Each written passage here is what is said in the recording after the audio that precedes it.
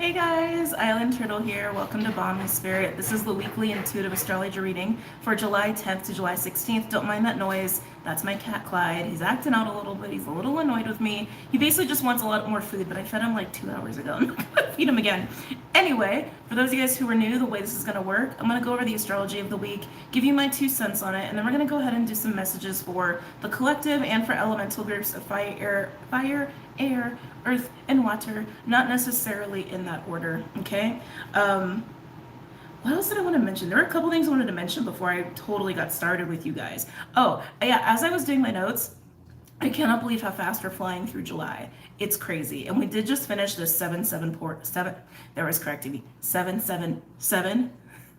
They're like, they're three, got it. Portal, which we already know there's a lot of timeline stuff going on. I know everybody felt it.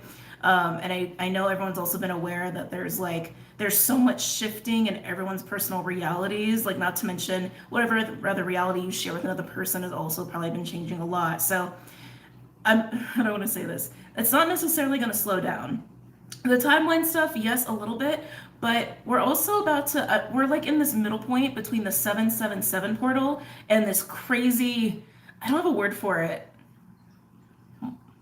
There's a word that's trying to come out and I'm like, I don't think it's a word. I can't even like start to pronounce it. This crazy cluster. I'll just call it a cluster. That's not the word that I want to use, but it's just gonna have to substitute for now. This crazy cluster of energy from July 22nd to the 28th, where Venus retrogrades in Leo, Chiron retrogrades in Aries, Pluto squares off with the North Node like 3 separate times. Like that's gonna be a crazy week because it's like literally about a week within itself. And that feels chaotic. It feels powerful, I think is a good word for it. It feels very fiery, very fiery. But here we are, like kind of in the center of these two energetic cluster storms. Like we're in the eye of the storm, I guess is what you could say. But the eye of the storm is not necessarily that calm either with what I was looking at in my notes. No, and don't be scared. It doesn't have to be a bad thing. But anyway, let's go ahead and get into it. Oh, really quickly, that is something else I want to mention. New Moon in Cancer is happening on July 17th. I'll be doing the live for it this week. I haven't set a date yet, but I will be doing that on Patreon and then it'll post to Vimeo after the fact. Okay, just to let you guys know. All right, so let's get into this week after I do a timestamp because I am not so good at doing those timestamps. Okay. All right, now getting into the astrology of the week. I want to characterize the astrology of the week first by saying that this is a week of change, okay?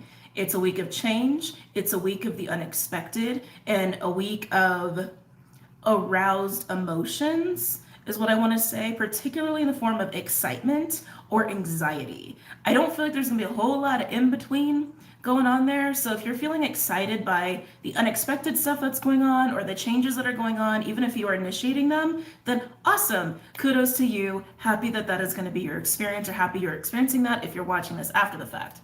But if you're in the anxiety boat, I highly recommend having outlets for your anxiety, particularly, and I'll get into this in the astrology discussion, but particularly outlets that make you feel productive, that are easy to accomplish, like maybe cleaning the house, right? Or maybe running that one errand that you haven't been doing forever, or maybe going to the gym or going for a hike. Like, you know what I mean? Things that are easy to do that make you feel productive and that force you to exert energy are going to be really great for you at this time. Also, if you run into any conflict with other people or personal attacks, just remove yourself. Like, this is not a time to get caught up in conflict with the energies that we have going on, and I'll explain why that is. But just so you know that personal attacks could definitely be on the table, even if you're doing it to yourself. And if you're doing it to yourself, that's something that you got to be accountable for, right? And when I say personal attacks, like to yourself, I mean like negative self-talk, being really hard on yourself, putting too much pressure on yourself, that sort of deal. So if you're going to take away anything for this week,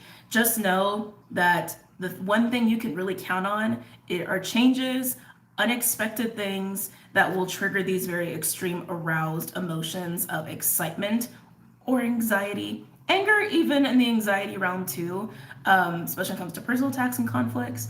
But that's what you can expect. I also think this is going to be a great week for travel. If you're thinking about getting away or having a staycation, definitely a time to do it because we have a lot of Uranus activity and we also have a lot of Venus, Mars, and Mercurial activity that also promotes that. But again, I'll get into it. All right, so let's start. Now, The one overarching aspect that is present throughout the week that I think is a really good description of like this umbrella of experiences we're going to be having. Because again, this is like energy that manifests differently for everybody. Just depends on how it's showing up in your life, how you're reacting to it, how you're tapping into it, how you're utilizing it, all these things, right? But it's all falling under the umbrella of Sun in Cancer, sextile Uranus. By the way, happy birthday, Cancers. Sextile Uranus in Taurus. Now, this is actually strongest on July 14th. The weekend is when we're going to experience a big shift in energy. I also want to mention that. We're going to experience a shift of feeling like we're not so bogged down or delayed or challenged when it comes to our personal goals. Like we were experiencing a little bit of that last week, especially the activity around Saturn and Vesta. But yeah, we were experiencing a little bit of, delays, restrictions, really hard to like stay focused on tasks at hand, especially as it pertains to personal goals and missions. That is alleviating this week, especially by the time the weekend rolls around. But by the time the weekend rolls around, there's also more of an emphasis on the role that relationships are playing in our own growth, and especially any healing you're trying to do, any revealing of self you're trying to do. It also just might be thrust upon you, but there's going to be this raised awareness of how important relationships are on your path at this time when we switch over into the weekend. Okay, but also around that time is when we're gonna get some personal attacks on board. But anyway, I'm getting ahead of myself, as I do. Coming back to this umbrella energy that you can expect as like an overall theme of this week, the Sun sextile Uranus. That's risk-taking energy. Those are opportunities that could most likely work out in your favor if you're willing to like get out of your comfort zone, take a leap, take a risk. It's also going to encourage changes that put you into new circumstances or circumstances you never would have considered before, right? Think Uranus, think foreign lands, like non-mainstream stuff, right? Or even like taboo things. Uranus kind of has that quality a little bit. Breaking out of the norm, right? That's all Uranus energy. But because it's in a sextile to the Sun in Cancer, this is about seeking out anything that is in the realm of new experiences, new relationships, new environments, risk-taking that could potentially add to your own emotional stability and almost new sources of emotional stability. So that's a great energy to have, like as an umbrella energy over everything we're experiencing right now, right? So there's that. And then I was looking at all of this crazy fluctuation. And so the way I organized it is just energy that's leaving us and energy that's coming in. And again, a lot of this seems to be switching around the weekend, like 14th-ish. That's like Thursday, right? Yeah, like right as we're entering like the weekend, the later part of the week is when we're seeing a lot of this shifting energy. Now, some of the energy that is leaving us that we've grown a little accustomed to is Mercury trine Neptune and Mercury opposing Pluto. Mercury's in Cancer and it's shifting into Leo this week, actually. It shifts into Leo on the 11th. This is all tropic Western astrology. Neptune's in Pisces and Pluto is retrograding in Capricorn. Neptune is also retrograding in Pisces as well. But these mercurial energies really emphasize the crown and the third eye. That was a lot of intuitive energy, dreamy energy, fantastical energy, kind of being out of our body, crazy dream activity. That on one hand was making us very sensitive and also really putting us in our feelings, but also, and if you were able to tap into it, not everybody has been able to, because again, everyone handles this energy differently, but Mercury opposing Pluto also allows for focus, like a more intensified focus. So if you were really good at mastering your mind and your emotions this last week, you were probably able to still stay on task, focus on what matters to you, even get a little clarity on things that maybe you've been challenged with recently. And if you were struggling with it, it could have turned very obsessive. It could have turned very much like emotions overriding the mind even. But we're moving away from that energy. Now, also an energy that's leaving is Venus square Uranus. I thought this was interesting because what stood out to me is the fact that Uranus is about to enter its official retrograde phase on July 22nd. It's been in the pre-shadow. So when I'm looking at retrograde phases, I always look to see like what these planets are going to be working with on and off throughout the entire thing. The pre-shadow, the retrograde, and the post. Uranus is one of them for Venus. And I talked about this in the collective reading for Venus retrograde. So go ahead and look at that if you are curious. I also have done a couple signs already for Venus retrograde. It's a slow process. I'm going with the flow. You know how I am. But that Venus square Uranus was really strong late June, early July, like pre-July, like pre-4th of July for those of you guys who are in the States. Pay attention or reflect back to what was going on at that time because it's going to come back. Around August 9th is when Venus will work with Uranus again in a square. Whatever you were experiencing, like late June, early July, like I want to say, what was that week? Hold on. Let me see if I can equate it to a calendar week. Give me one second. I guess I would say like the last week of June, like from the 26th to the 2nd.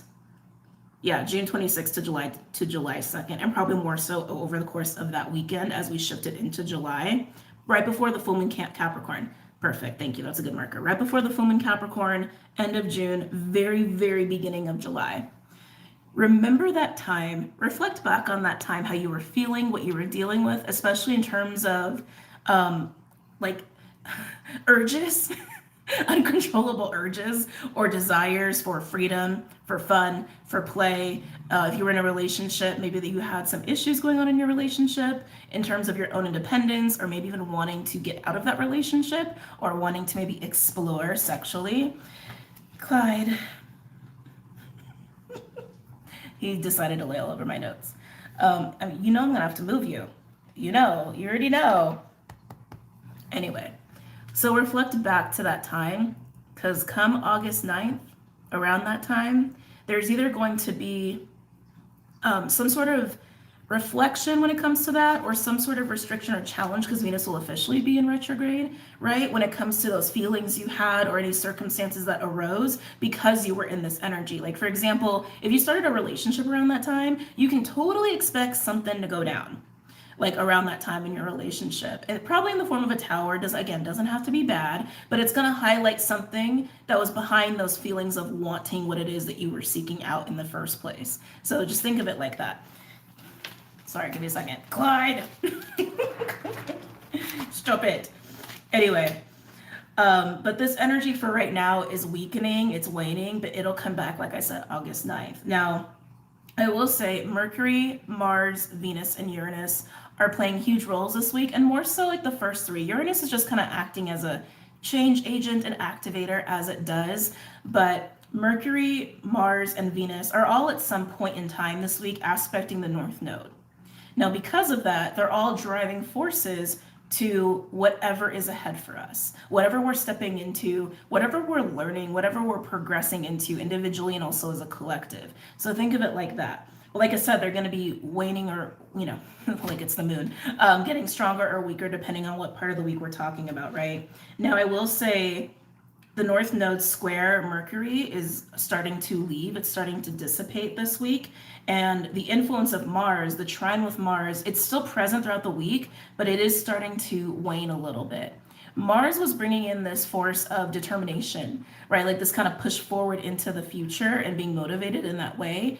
Venus, the trine to Venus with the North Node, is getting stronger throughout the week. And Venus is gonna retrograde at 28 degrees in Leo, but the North Node is going to be at Taurus 0 degrees for a little bit, but the nodes are gonna switch soon too, which means it's going to go into Aries 29 degrees. So there's going to be this little bit of a dance between Venus and the North Node. So pay attention to relationships, right? The dance between the trine of Venus and the North Node, especially when it shifts into Aries, is going to really amplify the importance of relationships, which is what I was talking about before. Where relationships, whether you want to say they're karmic or not, there might be a little bit of a karmic taste, again, depending on your own perspective and belief systems. It's always dependent on your belief systems, always.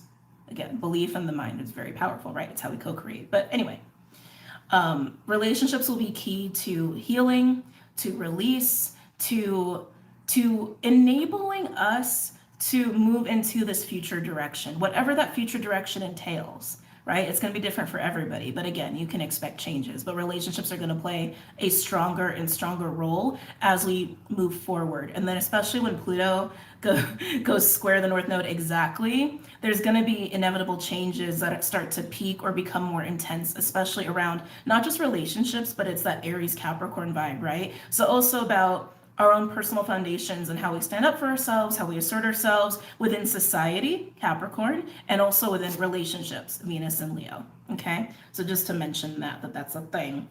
What was I saying? I got so caught up there.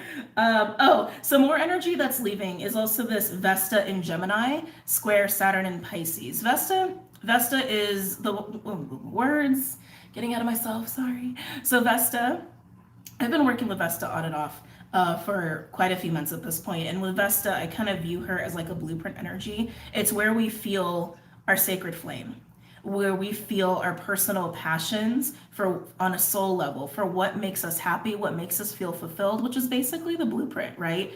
It's basically the compass of our soul, is how I look at Vesta.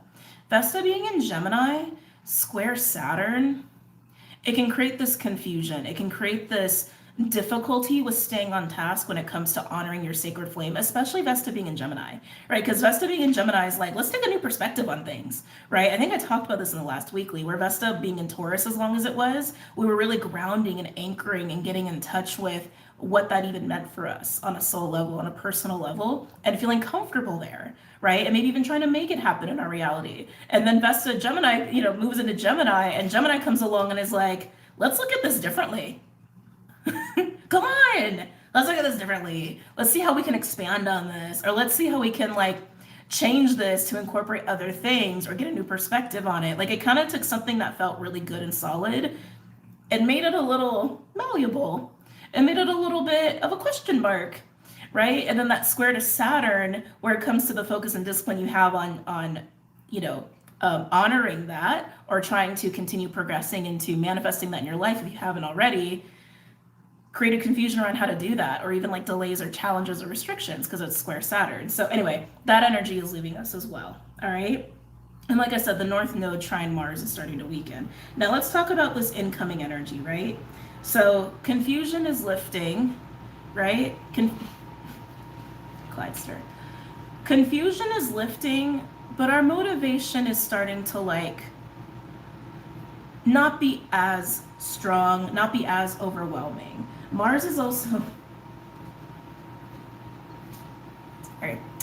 Mars is also working with Pallas Athena. They're both in Virgo. They actually shift into Virgo on July 10th. Again, this is in Tropic. And they're going to hang out with each other throughout this week, but by the time we get to the end of the week and go into the next week, they're going to start moving apart. Now, it's helping with the motivation, because Mars working Pallas Athena is like, hey, let's stay focused on what brings us balance, any problem solving we need to do, anything that makes us feel like we're accomplishing balance and harmony and sustainability in our own lives, or any issues that we're involved with. It's a great energy to have as we have this like waning of determination, right? It's kind of like helping it stick around a little bit, just not waning as fast, I guess is a good way to look at it. So talking more to the incoming energy. Mercury in Cancer square Jupiter. This is where things get a little prickly, okay? So we have Mercury square Jupiter, and we have Mars also opposing Saturn. That doesn't kick in until like Sunday, which is a good thing, okay? Because that's the personal attack shit. It's like, and that's gonna get stronger in the next week. We'll get there. I'm jumping ahead a little bit. But coming back to Mercury square Jupiter, this is also going to cause a lot of unexpected changes. So Sun sextile Uranus is gonna do that. But Mercury square Jupiter, excuse me, I can't speak, is also most definitely going to do that. Okay, changes in plans that you've been making.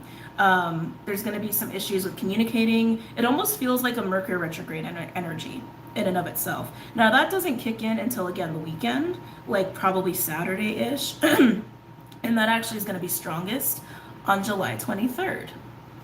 Do you notice where that's falling? Yes, between the 22nd of July and the 28th of July.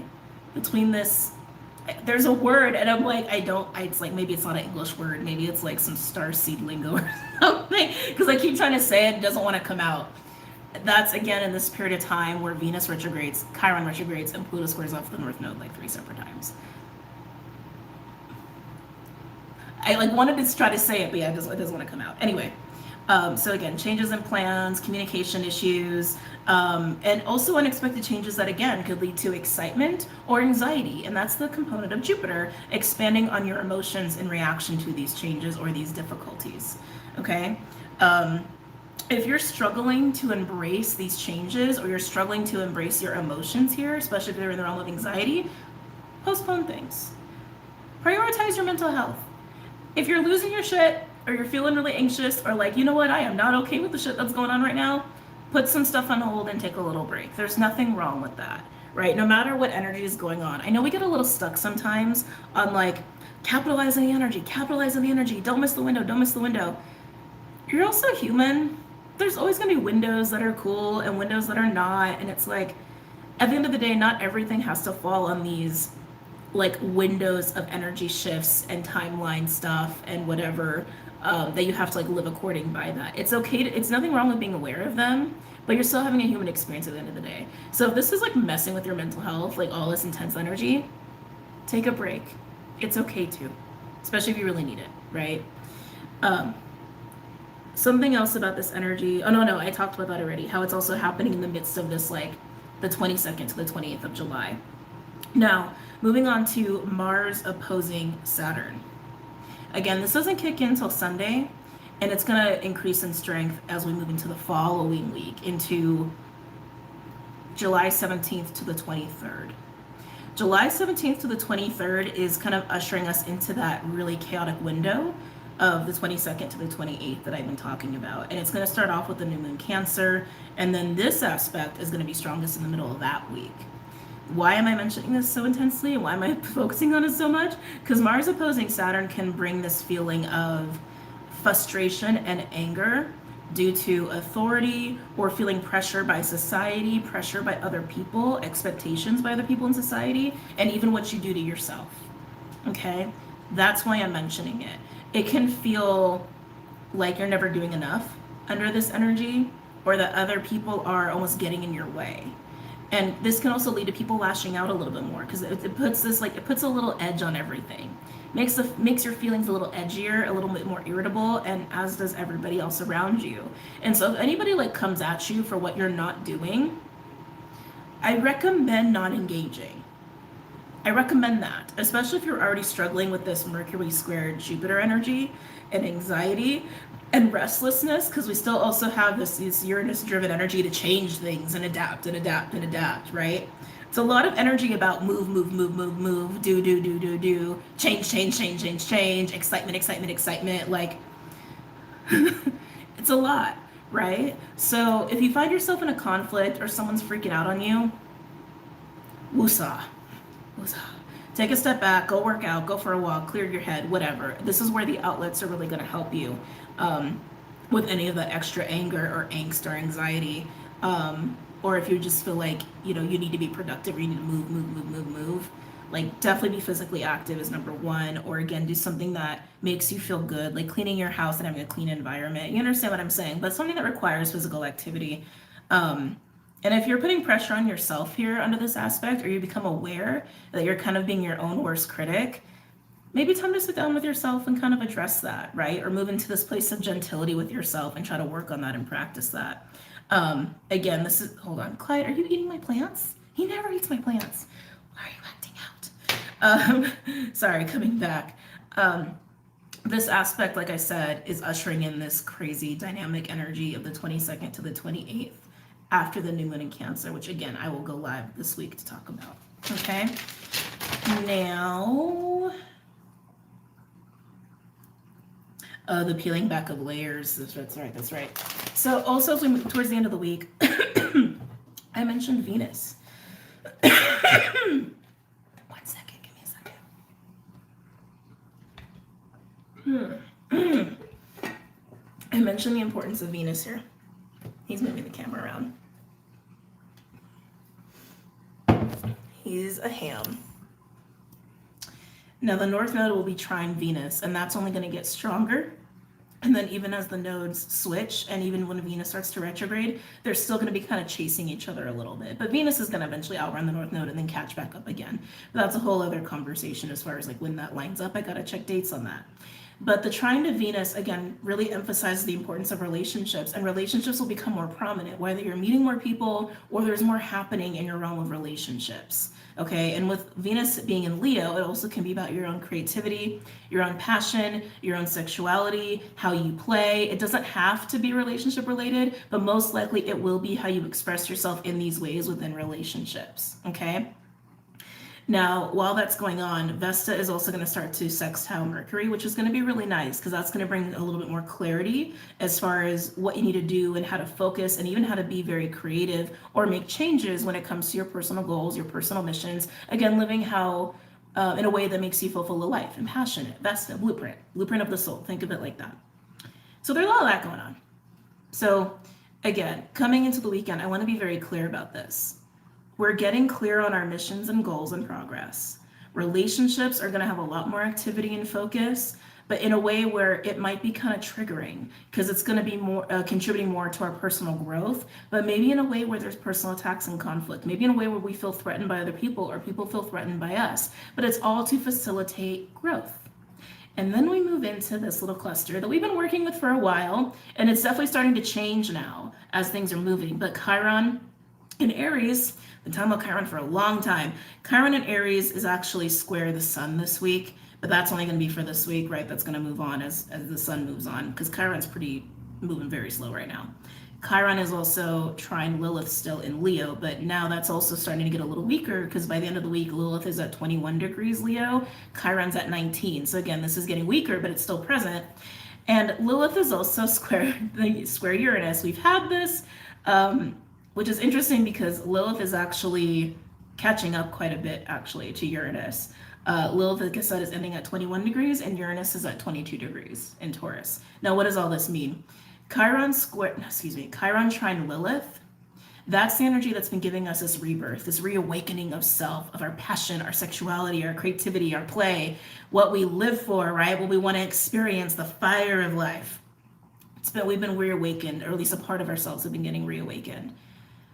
However, the Chiron square Sun aspect and Lilith square Uranus, especially with like the Cancer energy of the Sun, adds this like high and low energy, like almost like highs and lows of emotions, like mood swings in a way, and will start to reveal more of the self through challenges and triggers.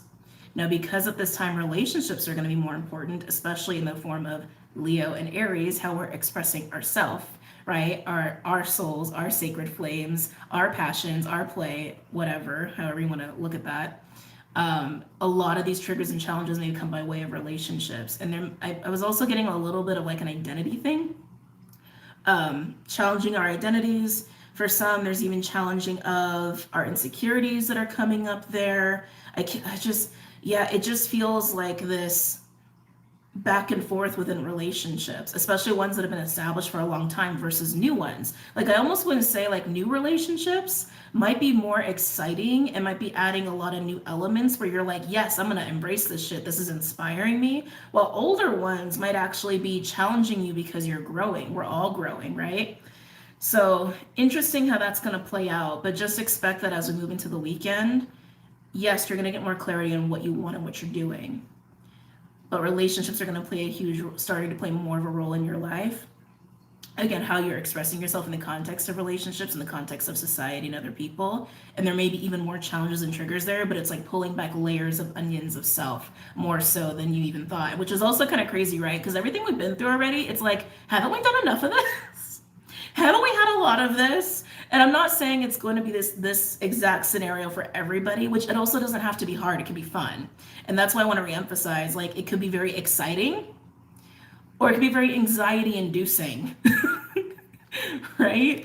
Or even both. Sometimes butterflies and nervous energy can be fun and exciting, right? They're the two sides of the same coin kind of energy. So it just depends on how you're experiencing it, how you're viewing it, and what you're willing to do to, in navigating, traversing these energies, essentially, is all I'm getting at. All right, so that's everything that's going down this week. Now, when it comes to signs, so there's a lot going on, and so I was trying to find a good way to like break this down. Now, first of all, Leo, Taurus, and I actually want to say Virgo will be the most impacted signs.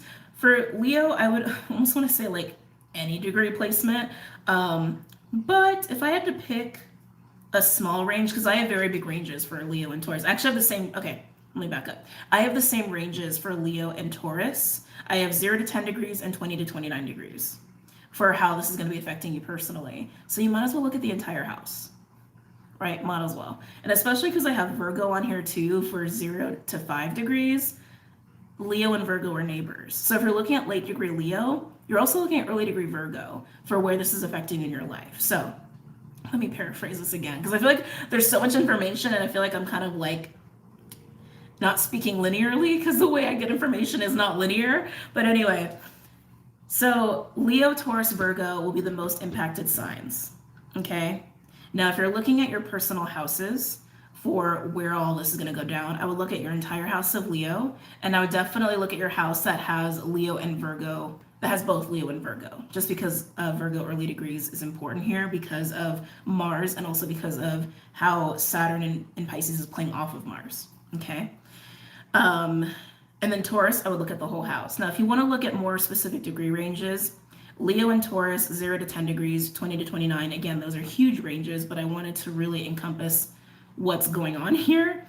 And then Aries, I would say, is like not a bad one to look at. For that, I would say 15 to 25 degrees because that's where Chiron is being activated. But wherever you have Taurus, this is like more like the big picture changes, like, and changes we've been experiencing as a collective and individually for a long time now. So that house has probably been revamped for you quite a bit compared to like 3 months ago, 6 months ago, a year ago. But expect some more changes to kind of evolve in that house, but ones that are more long lasting is how I want to say that. Okay. Now with Leo, this is where we can expect relationship changes, unexpected plan changes, more of a surge in realizing what our desires are or urges are, and especially when it comes to experimenting or having new exciting experiences. Leo, okay?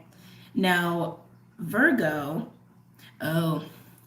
Virgo is where we might experience a little bit of conflict and a little bit of being hard on ourselves or people being hard on us and how we are expressing Leo. So whatever's going on in Leo, expect whatever's happening in Virgo to be kind of like this, like the challenge to the expression of Leo.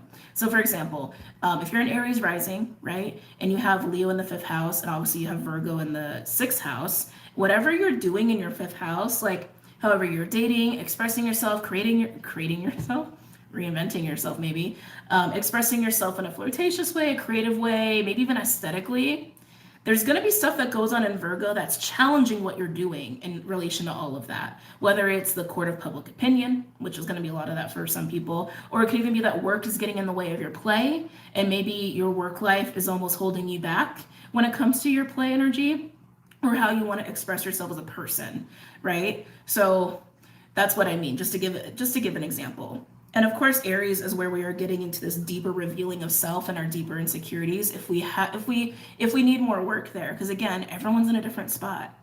You might be totally fine with that. You might be chill. And even if something comes up, maybe you just need like a couple hours, maybe a day to like process it and like let it move through you. And then you're like, all right, cool, I'm cool. Right? Everyone's in a different spot with how they deal with this kind of thing. But just to reiterate, Aries 15 to 25 degrees. This is the deeper revealing of self and insecurities. Leo, 0 to 10, 20 to 29. Again, giant ranges because we have so much going on in Leo and aspecting Leo. That's where we're going to have relationship changes, unexpected plan changes, surges in our desires and urges to experience new things or even experiment or to initiate change even. And then Taurus is more of that overall, like, long-term changes we've been experiencing already for like the last year, 18 months, basically, because the North Node's been there and Uranus has been there. So look to that house and you'll probably notice that there's been a huge revamping over the last year and 18 months. But 0 to 10 degrees, 20 to 29. And then Virgo is going to be a little bit more of the like nagging, like self-talk, the pushback from other people, the pushback from society, the restriction and challenge that will go against the house of Leo. Okay, so think of it like that. All right. Let's move on into the collective read. I know it was very extensive talk. It needed to be extensive, I felt. And last night, so it was just a little chit chat before I go ahead and move forward. I was a vampire again last night. So if any of you have been with me for a while, you know I haven't been sleeping. Sleep is always a hard thing for me. But I finally got really good sleep. Like, was it the night of 7/7/7? It was around that time. Where are we? Oh yeah, today's the night. This is like, time is weird. So the night of 7/7/7, I got such good sleep. And I had crazy ass dreams, so I was working a lot, but I slept. And I was so happy. And last night I actually started to feel tired early on, and I'm like, yes, I'm gonna capitalize on it. I'm gonna go to bed, I'm gonna sleep, I'm gonna feel so good. I didn't fall asleep till like 7 o'clock this morning. And then I woke up at 11 and it was like, well, I got shit to do. So, so it is what it is. Anyway, I don't know why I felt the need to like go on about that, but I'm just sharing. You guys know how I am. I just like to hang out and talk. But, oh my God, you're so cute. He's just like sleeping on a bunch of my papers. I wanted to start with the Star Codes Astro Oracle. All the decks that I use are linked below. This just called out to me before I even got started. So I pulled it out. So let's see what's going on with the collective. Not surprising, I'm already getting Mars. Oh, I'm already feeling Mars and Pallas Athena. Again, that conjunction, because they're both in Virgo, again, shifts into Virgo on the 10th of July, is really nice because it's this motivation to get things right, to stabilize. Ooh, okay. So this is also in relation to Virgo retrograde, excuse me. Well, Mercury's going to retrograde in Virgo, but August. Feeling this pull to August with that. So August is going to be a time where we're trying to find our balance through the chaos of these retrogrades, to the chaos of the 22nd to the 20th of July. And Venus is going to be retrograding in Leo at that time, but Mercury is also going to start to retrograde in Virgo. There's going to be a lot of Virgo energy in August. It's also going to be Virgo season in tropics, so it makes sense. But there's going to be this desire and need to stabilize, to stabilize, to stabilize. Stabilize what you can right now. That's coming in really strongly. Stabilize what you can right now that you don't want to have to deal with later, or that you don't want to have to be a headache later. That to me feels very practical. Like money, work life, that sort of deal. Savings. I am hearing savings. Yeah, disconnected for a second. Yeah, this almost feels like getting your money and resources stabilized before things get even crazier or things almost get away from you. So spend some time doing that, especially in the beginning of the week when that aspect is strongest, okay?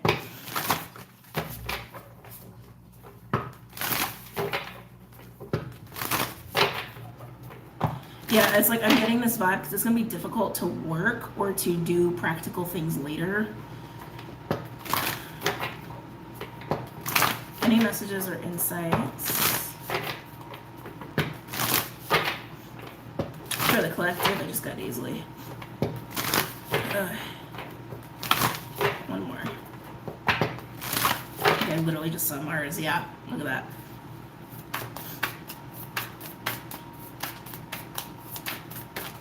Whoa! Run away! We have Gemini coming out here. Okay. And I did talk about Gemini a little bit in terms of Vesta. Now remember, throughout the week, Vesta is square Saturn and it gets weaker, but then Vesta starts to sextile Mercury. Mercury is also mercurial in Gemini, right? And Virgo. And that's going to be, again, sorry.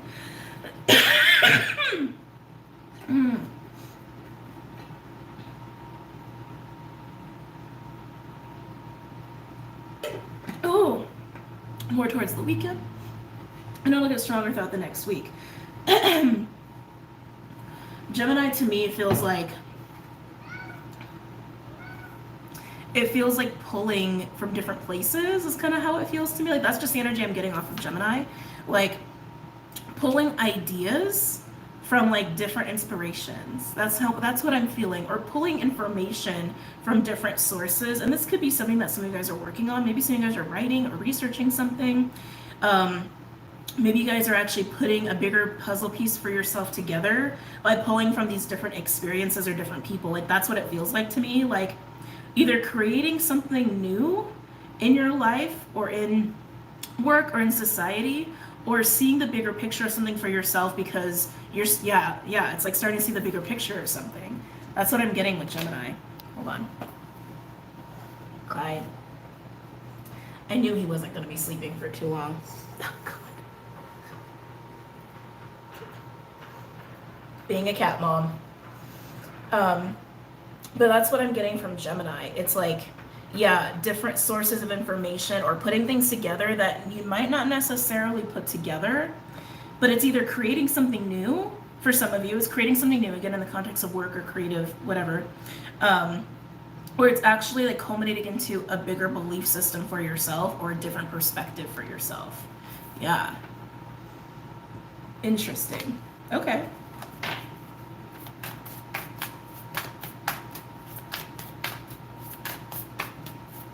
Communication is going to be funky. I just got this urge to communicate, to talk, to discuss. Again, especially if you're like pulling information from different sources. Maybe you're talking to a lot of people, or maybe you're allowing relationships or your friendships to inspire you or reflect on yourself and who you are based off of the conversations you're having with people around you. It's like these are different ways this energy can manifest. So practice your own discernment with where you are. Like if Gemini is in a work house, if your Gemini is like 6th house, 10th house, 2nd house, it's probably going to be, or 5th house even, it's probably going to be more in like the creative work realm, like creative invention realm, or research paper realm, or Gemini's 3rd house. But if it's more in like strong relationship houses, 11th house, 4th house, 7th house, it's probably going to be much more about reflecting on what people are saying about you, or even things or conversations you're having with other people that's helping you reflect on who you are as a person. And again, this whole bigger picture. And again, even that can inspire you on what path you're taking, right? But that's what I'm getting.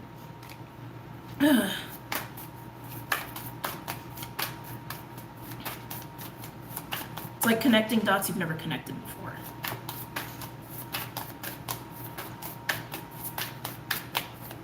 Anything else for the collective regarding this week?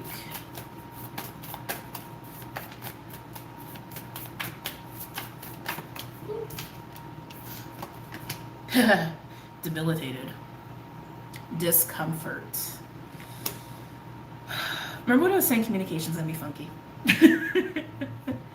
Yeah, communications won't be funky. And remember, Vesta being in Gemini is also shifting from a square Saturn to a sextile with Mercury. We've been feeling a little debilitated actually in our, wherever Vesta's been transiting for us, wherever you've been having the house of Gemini or Gemini in your personal houses, because Saturn's been squaring it, making it difficult to focus on that, making it difficult to, again, prioritize what feeds our sacred flame, what feeds our soul, what our missions and blueprints really are, and even, God, and in turn, almost like our own identities have been kind of questioned or a little foggy. Like maybe we haven't felt super strong in who we thought we've been, right?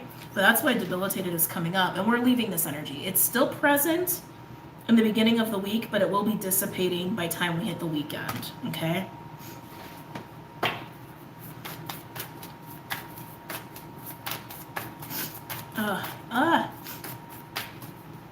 Any other messages or insights for the collective?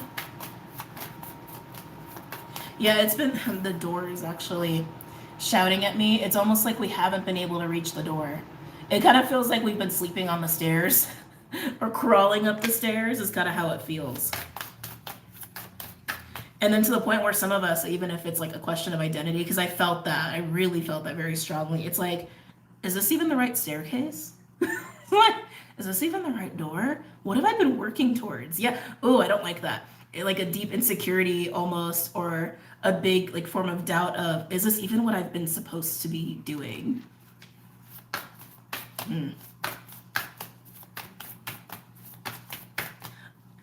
If you're still feeling that, for whoever's feeling that, it's easy to say, don't let that get the best of you. I want to say just trust. I want to say trust that whatever led you to this door, that you've been working with the right sources. You've been working with your truth. You've been working with your intuition, right? Like trust that you've been on this path for a reason, right? Just trust it. Even if for whatever reason you're like, I don't think this is what I've been supposed to be doing. Oh my God, what am I doing? Why am I here? What? Yeah, wow, that came in really strong.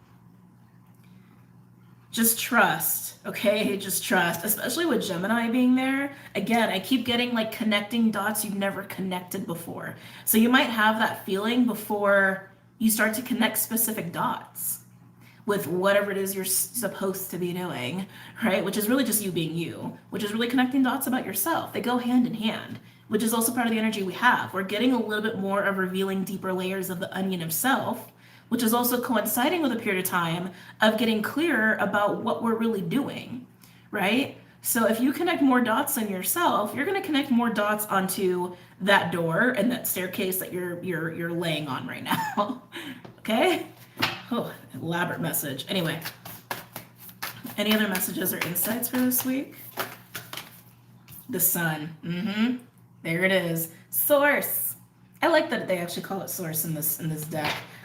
Sun is like the energy of spirit, but it's also energy of the soul, energy of you, energy of you, your soul driven motivations and purpose. I hate that word, to be honest with you. I want a different word for that, because I feel like we've distorted it, and we've started to associate it with like we have to, we need to. It's never about have to or need, right? And there's probably been times where I've used it too in that way, but we all grow, right? We all grow and change and evolve. I just like to think we do. Where it's more about want. What does the soul want? What does the soul want? The difficulty with crawling up the staircase, starting to question the staircase you're on, starting to question the door you've been trying to walk through. Just trust that it's supposed to be confusing for right now. Just trust that there are more dots that are going to be connected, and that your soul really has been pushing you in the direction that will get you there, that will lead you to this fulfillment on a soul level, right? Just keep trusting it. There's just dots that haven't been connected yet. I really, really keep getting that.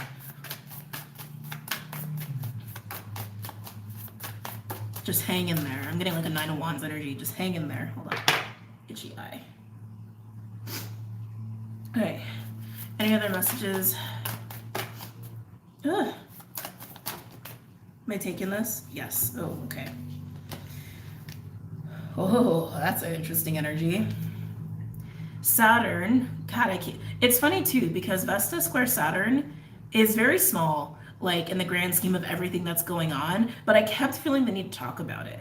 And this is clearly why, right? It's like Saturn in Gemini.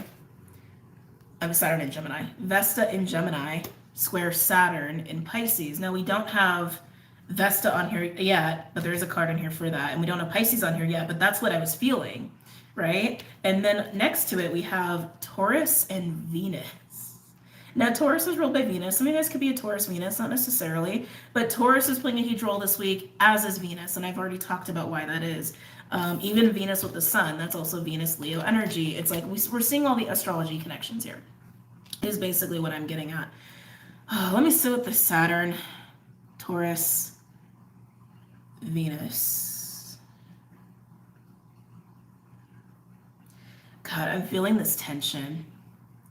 It's like on one hand, there's this feeling of I want stability, right? Like I want stability. I want things to be predictable, but also there's such a deep call to the unpredictable is what I keep getting.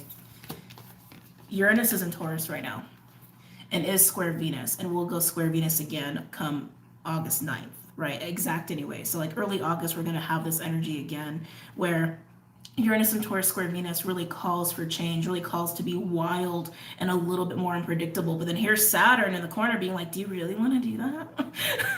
Are you sure about that? It's almost like, yeah, again, this nagging voice of like, do you really want to embrace that much change? Don't you want structure? Don't you want stability? Don't you want certain things to stay the same? It feels like a nag. It does. It feels like a nag.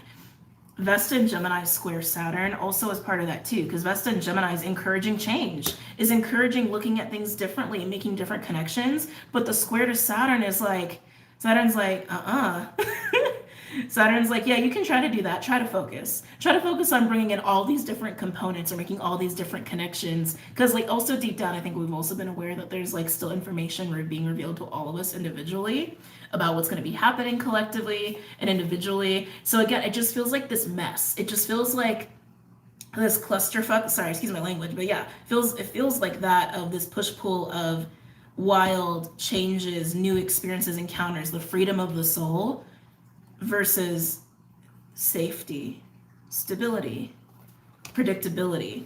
Now again, stabilize what you can, but the only thing you can count on right now is change. So I want to say stabilize money and resources, because you might experience some opportunities or relationships or changes that maybe you got to spend some money. Maybe you got to spend some time. Maybe you got to move. Maybe your job changes suddenly, right? It's like those kinds of things. That's what I'm feeling. I'm also getting a stubbornness too with the Saturn Taurus energy. Some of you guys might be Saturn Taurus, but I'm getting a strong stubbornness there. Why Why? What is this stubborn energy about?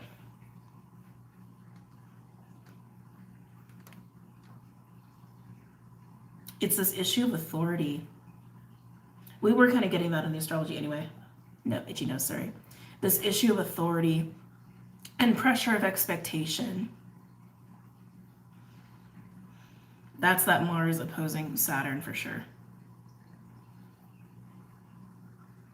Yeah, the pressure to have stability, the pressure to have things together, right? And anchored in. Some of you, that's even in the realm of success. But Venus is like, no. Venus is like, be free. Be free, be free, be free, be free. Give yourself permission to be free. So some of you guys are going to be challenged in your belief systems around money and security and stability versus how much you allow yourself to have personal freedom. Okay? All right. Any other last cards for the collective here?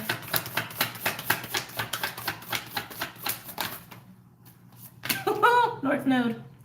Not surprised that came out. We know why the North Node is out here because there is a push to the future here. And remember, the North Node in Taurus, the lessons that came with that, which again, we're saying goodbye to, like literally within like the span of a week. It's so crazy. The node switches on the new moon in Cancer on the 17th. Like, we're going to be done with North Node Taurus. I feel like it's been so long. Like, when the nodes usually switch over, I don't normally feel like that it's been such a struggle. But this one's felt kind of hard. This one's felt like a doozy. I don't know if you all feel that way, but I feel that way. It feels like it's lasted an eternity, but maybe it's because it's fixed energy. I don't know. But anyway, the North Node Taurus period of time taught us so many lessons, but mostly what really matters to us. And it's funny that we're ending on this like energy of what matters to you on a soul level of your personal freedom, not just with money, not just with housing, not just with societal expectations, but almost like in spite of those things, right? Against those things. What actually matters? Do you want to live a more set, Saturnian-ruled life by society and expectations and pressure to be successful and disciplined and focused? And again, that's a part of life no matter what we do. But how much does that, the patriarchy even, rule you versus your heart, versus your soul, right? Those are the big questions. So it's interesting to end on that. But anyway, on the bottom, Mercury, some more mercurial energy. This is such a funky card to me because every time I look at the illustration, I mean, it just looks like a battle, doesn't it?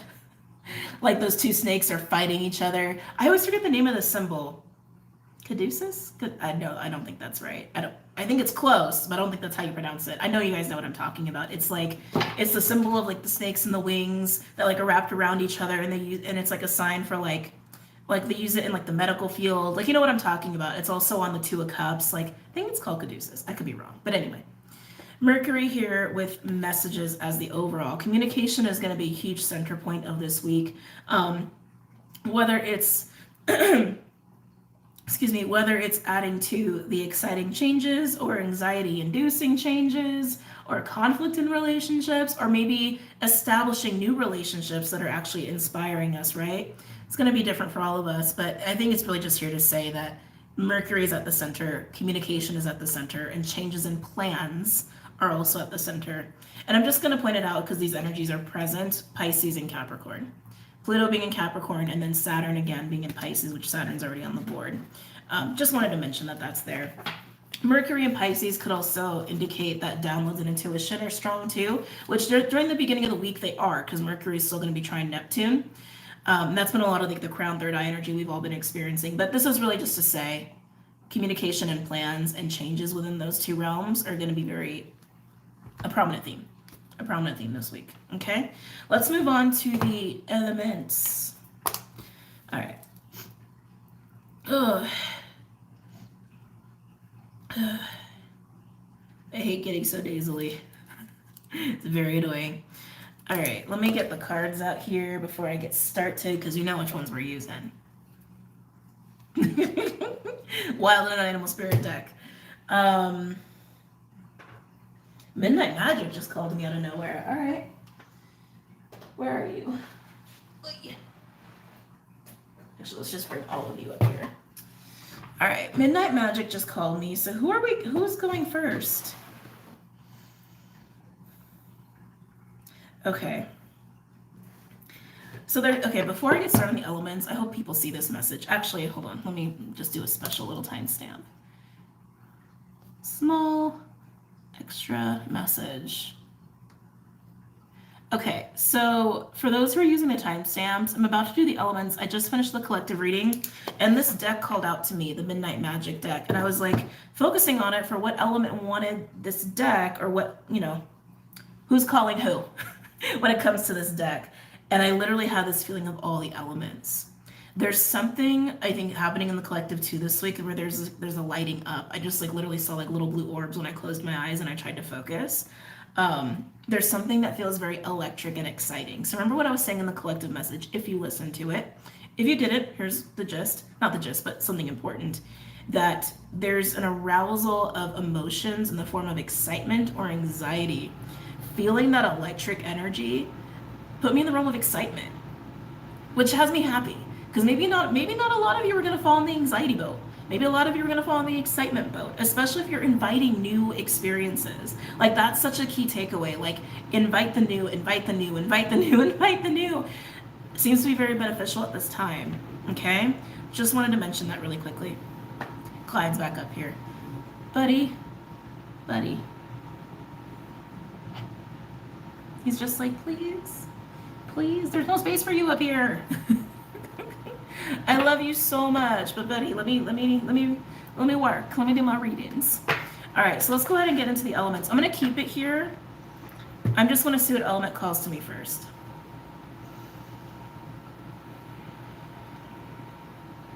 Earth and water, you actually feel the loudest, which I didn't expect. There's something very like storm-like about your energies. Like, I'm actually literally getting like thunder, lightning, rain. Maybe it's gonna be storming wherever you guys are.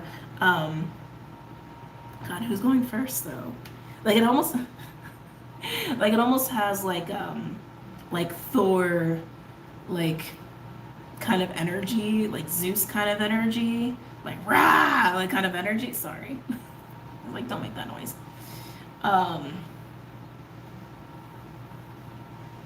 It's Uranus. That is the energy of Uranus, right? Storms, lightning, thunder, earthquakes, like that is the energy of Uranus, which is in Taurus. So are we doing Earth then?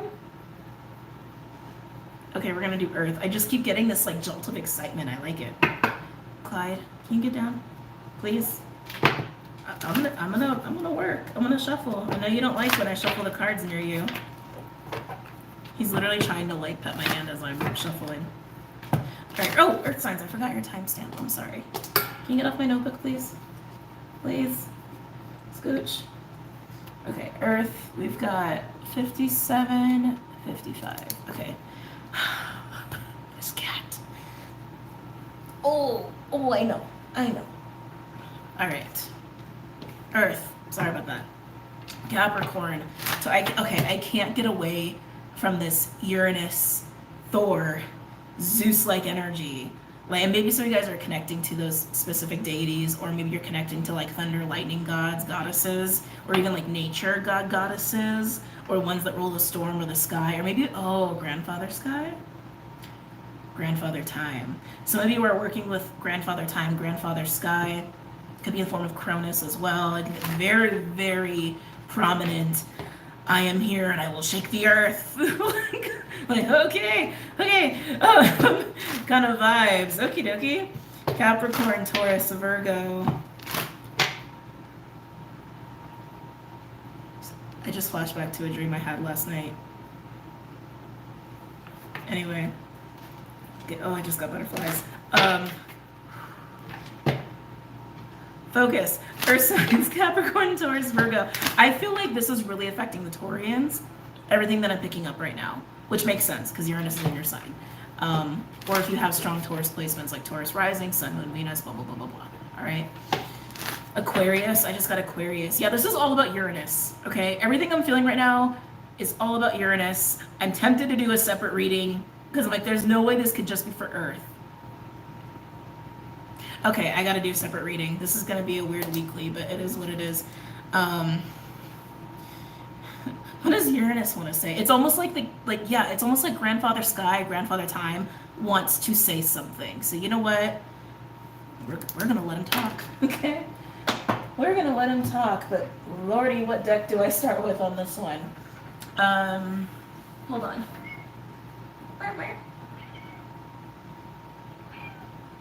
Clyde, is that why you're freaking out? Oh, hold on, guys. Okay, we're using Big Bertha. For those of you guys who don't know Big Bertha, we love Big Bertha over here. She's a combination deck of the Starseed Oracle and Angels and Ancestors deck. That is Big Bertha. She tends to have some powerful messages. What does Uranus want to say?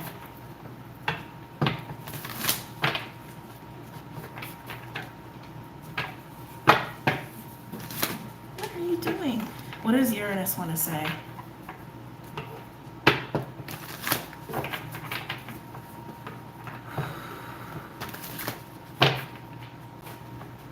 What does Uranus want to say?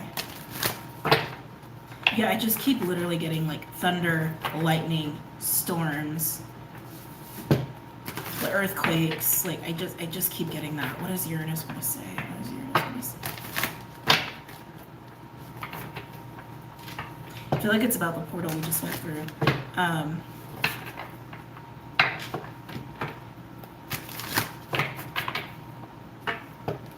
Pay attention to dreams, guys. Oh, I got the chills. Because, yeah, I'm like, because they keep flashing back to the dream I had last night.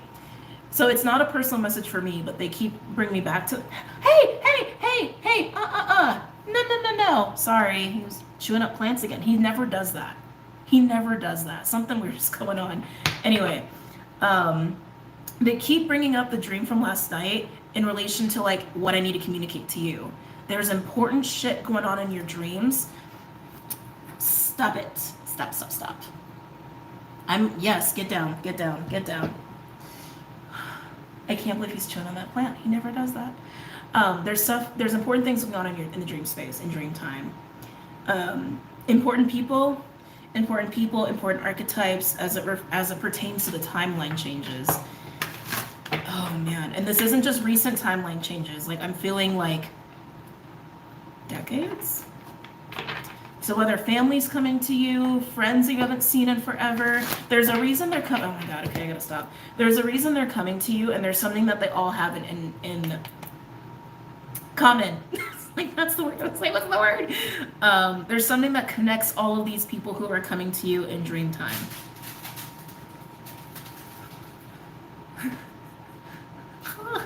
Distractions, man.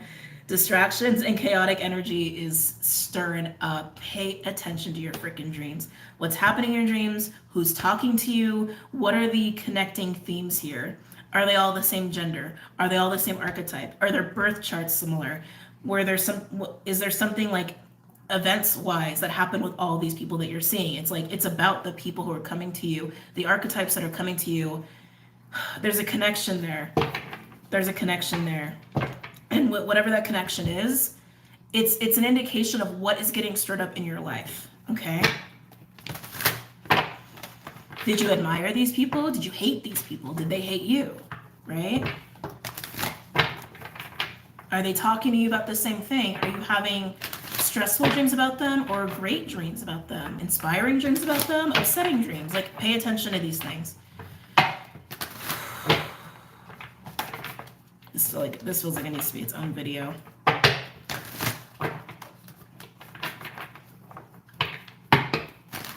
I might cut this out, like, and put it as a separate video, but I'll keep it in the weekly. Make sense?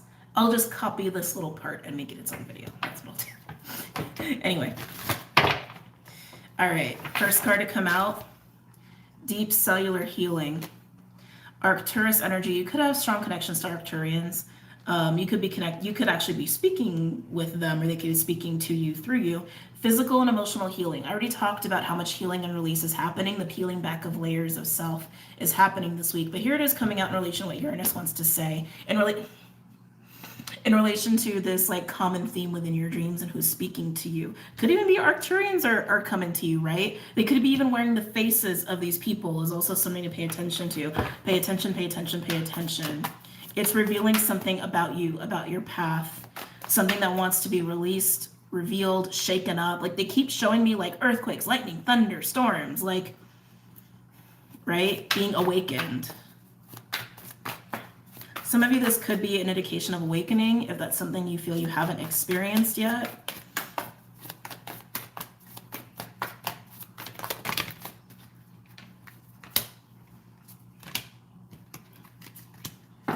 Okay. Water guardian, connect with your emotions. Pay attention to what these dreams, these people, these archetypes make you feel. This has also been a huge collective message anyway, for like, I want to say a couple weeks now, that your feelings don't lie. Your feelings don't lie. The way your body feels doesn't lie. When you're in the presence of some certain people, or when you're in certain environments, or you eat certain things, or you listen to certain things, when you're taking in certain stimulus, right? Feelings don't lie. And then we have the Knight, be brave and honest. And Hermit, retreat and recharge. This feels like definitely connecting again through the dream space, or into, oh God, shaman burps. Oh, sorry. Like through the veil of water, through the element of water. Look at these two cards with the Knight and the Hermit. Their eyes are closed. They're meditating. They're reflecting. They're within. They're within. And I love this Knight card because while it is a Knight card and it represents masculine energy, it's a Knight that is very heart-centered, that is very in tune with how they feel. That's why the rose is there. That's why he's crying, right? But it's honoring what they feel, and still in the face of maybe fear or in the face of triggers, they still have to live according to their truth. Right? And they're going to be brave in response to that. And brave does not mean fearless. It just means brave. That in spite of how they feel, they're going to honor what they feel and do the hard thing. But that's what I keep getting with this. It's this connection through the veil of water, which is emotions, the astral, dream time, the underworld, right? Like I look at, okay, so this is just my observation. This is definitely not a common thought form. I look at water as just this element of how we traverse to different dimensions, right? Like that's how I look at water. It's this, it's a lubricant, basically. It's a lubricant of transition and change. Water can penetrate into the deepest, tightest, most remote places within ourselves, within the physical reality. And when you look at like the upper world, the middle world, and the lower world, what connects all of them?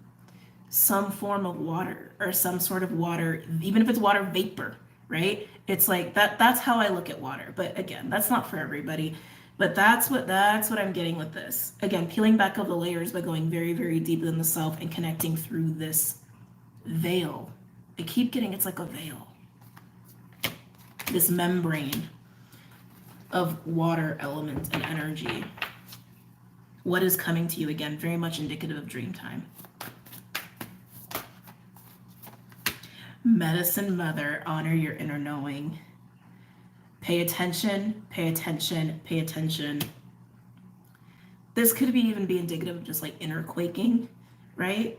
Like inner cracking of your own personal earth within you, and then having things come up and out. I feel like it's all coming down to the same thing, right? It's just revealing a deeper truth to you, a deeper realization of self, or even the changes that are happening, or the path that you're on, or all the above. And there's something about dream time that is giving this to you, that is showing this to you, and the archetypes are people in them. And again, I'm getting strong Uranus, right? So these people have like Taurus or Aqua placements, or they kind of have that energy about them. That's probably the common denominator. Honestly, that's probably the common denominator. But again, teach their own. Teach their own. Everyone's on a different spot. It's just kind of what I'm feeling. Or they were people that changed you. Ooh. Or they were people or archetypes that changed you on your journey or your path, or influenced you in that kind of a way. Okay. Activated Earth. Can't even make this shit up. Power places, ley lines, trust where you're led. Trust where you're led. Coming back to the first reading, right? For again, if you're watching this in a separate Uranus video, I talked about this in the weekly. And if you're in the weekly, you're in the weekly. God, this is weird doing it this way, but I gotta go with how it flows, right? This card came out to represent like the path that we're on, right? Traversing these staircases, trying to get to the door, but this feeling of oh my God, I can't get to the door. Oh, I feel tired, or oh, I don't know if this is right, or I can't. I'm crawling. I'm debilitated on the staircase. I can't reach the door. Even culminating into this feeling of, is this even the right staircase? Is this even the right door? Am I even doing the right thing? Wait, who am I? What am I doing? Like, even culminating to those kind of doubts is what we were experiencing last week and maybe in a little bit of this week. But coming back to this is that feeling, that unshakable feeling of inner truth. Like, you just know. Keep trusting how you got to this door. Keep trusting how you got to where you're at. Keep trusting it. Keep trusting it, even if it feels unstable, even if it feels like you're full of doubt. Trust that you were brought here for a reason to this point in time that you might be questioning or you might feel kind of stuck at. Activated Earth also implies going to places that are activating, literally. And I mentioned this in the weekly astrology portion, or if you're watching this in the weekly, the astrology portion, that travel is going to be very well aspected this week. So if you're drawn to certain places, go. Okay, go, don't wait. But activated Earth also has that feeling of earthquake to me that I'm getting with Uranus, where it's a shaking, it's a catalyst, right? Of self, really. Anything else? What else does Uranus want to say for the collective? Woo! High Priestess. This is the divine feminine principle in this deck. And we got a lot of cards here. This is a combination deck, right? Harness, mystic power. Sorry, Clyde is distracting me. Give me a second. Clyde? Clyde? Can you chill? Maybe once we're done with Uranus, he'll chill. Maybe it's aggravating him. But divine feminine principle is here. She's got the Merkaba above her head. You can see up here. A strong Isis energy on the divine feminine principle in this High Priestess card. The cat is protection, guardianship, this feeling of safety. This feeling of safety to be within the self. And to be in tune with this inner truth. I keep getting safety. And that comes with the trust that no matter what is like changing, that you are on the right path. Spirit's got your back, and you wouldn't have got to this point in your life if you weren't listening to your intuition at some point in time, right? Even if things seem like wacky or like they're changing a 180 on you. Some of you it's not that extreme, and some of you it is. But that you're in the right spot, even if it doesn't feel like it. Don't doubt yourself now. Don't doubt yourself now. And again, pay attention to your dreams and the archetypes or the people that are coming to you in your dreams, or even coming to you in meditation, or trying to speak to you even in your waking life. Pay attention to that shit, because they're trying to reassure you, or they're trying to, and they're also trying to show you and peel back more of the layers of self here, so you can sit deeper into that. Okay, let's keep going.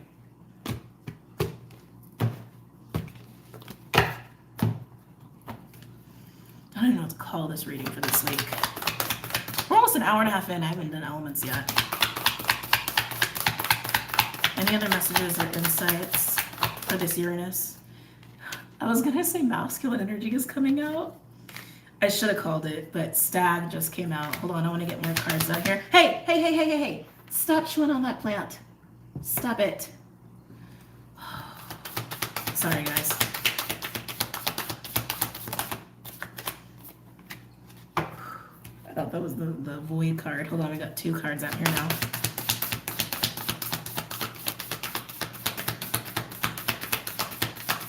Take the pressure off.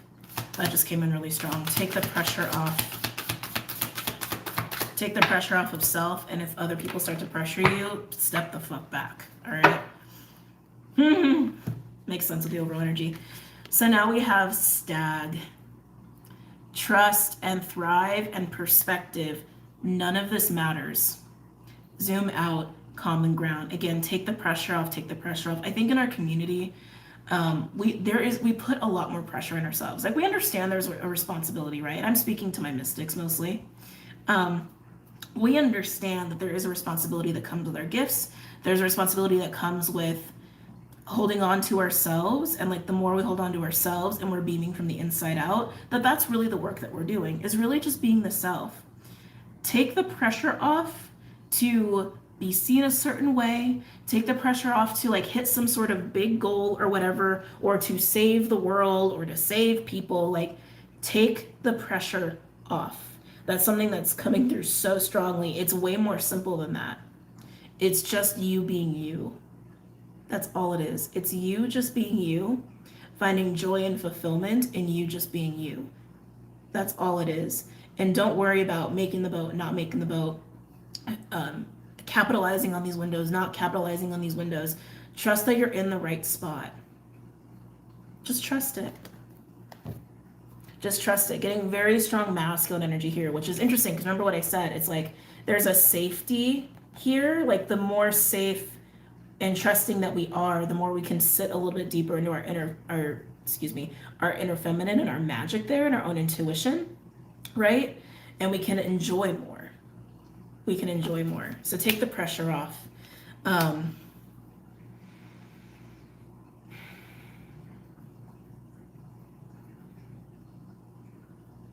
Yeah. The quaking, again, to me just feels like deeper revealing of inner truth and self. That's really what it feels like to me. Even if that coincides with changes to your physical reality, and that's okay. But again, pay attention to dreams because I feel a lot of support trying to come through and a lot of very clear indications of what's trying to come through and communicate to you by way of archetypes or people showing up in your dreams or even just trying to communicate. Overall, Earth School. Life lessons, soul growth, study, higher learning. Earth School ain't easy. It ain't easy. So while a lot of you, especially my mystics, are very aware and in tune that, there's more than just the physical vessel, there's more than the human experience, well, guess what? You're still having a human experience. Also why it's important to be gentle with yourself, take the pressure off, stop trying to figure out if you're doing it right or if you're doing it wrong, and just flow with the changes that are happening and what is being revealed to you. Okay? Yeah, underneath that we have the golden children. Inner child, tenderness, innocence, rare gifts. It's like the juxtaposition of the two, right? It's like the human experience and the soul growth that comes with that, but then also this awareness of self and this awareness of self on a soul level, a cosmic level, but understanding that it's like none of it has to be so serious. It just is. Sometimes it's easy, sometimes it's not. And whatever gets revealed to you this week about yourself, whatever new experiences you find yourself in or challenging ones, try not to take it so serious and just take it for what it is and grow as you can, have fun where you can, and do whatever good you can, right? Without making yourself crazy. Ooh, wow. It was a lot. Yeah, this is gonna have to be its own little message. All right, let's get back to the weekly. Earth, are we still doing Earth? Yes, we're still gonna do Earth. So I'm gonna do a timestamp for Earth now.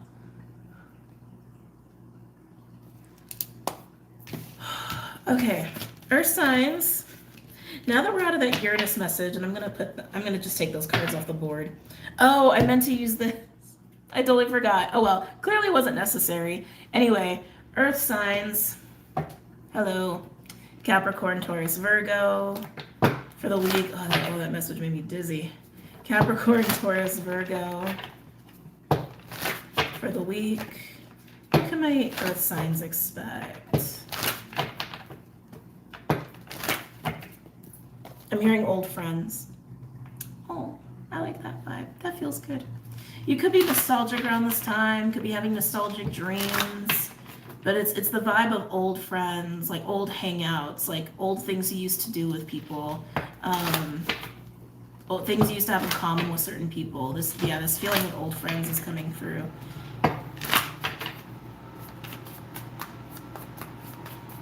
Could be getting some blast from the past, and the closer we get to Venus actually retrograding on the 22nd, the more likely that is to actually happen.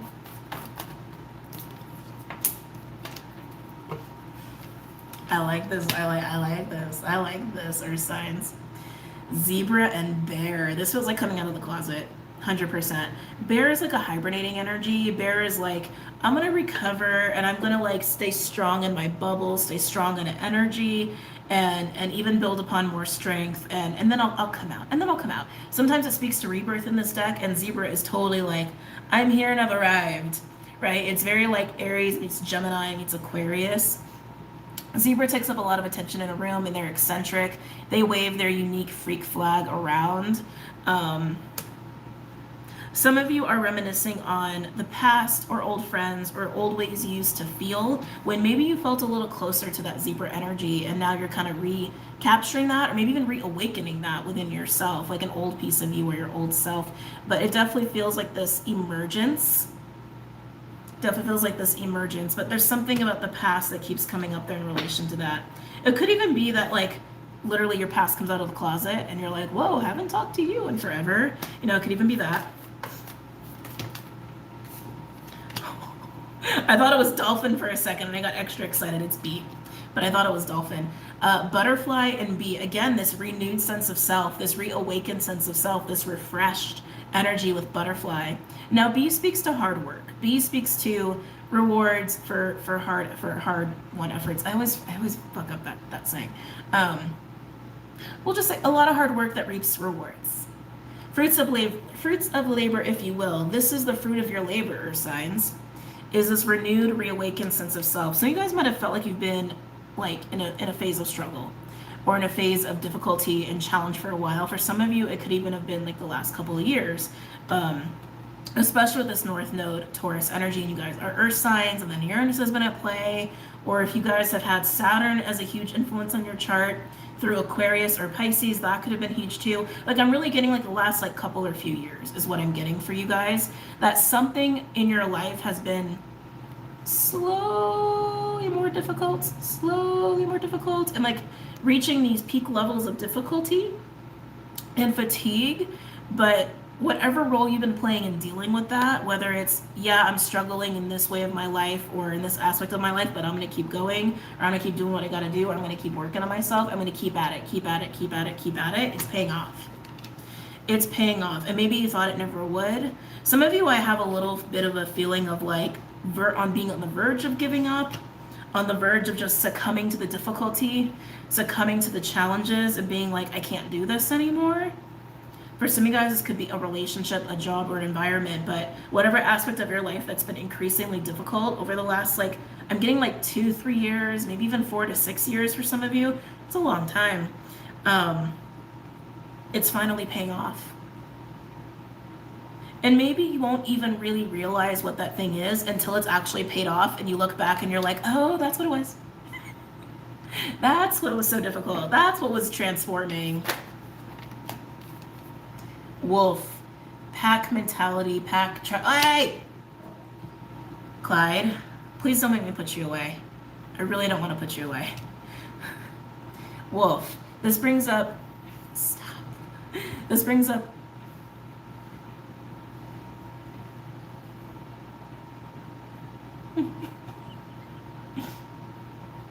really? You think that's going to make it better? Sorry guys, hold on. Oh my god, a little fur baby. It's not really little, but a fur baby over here.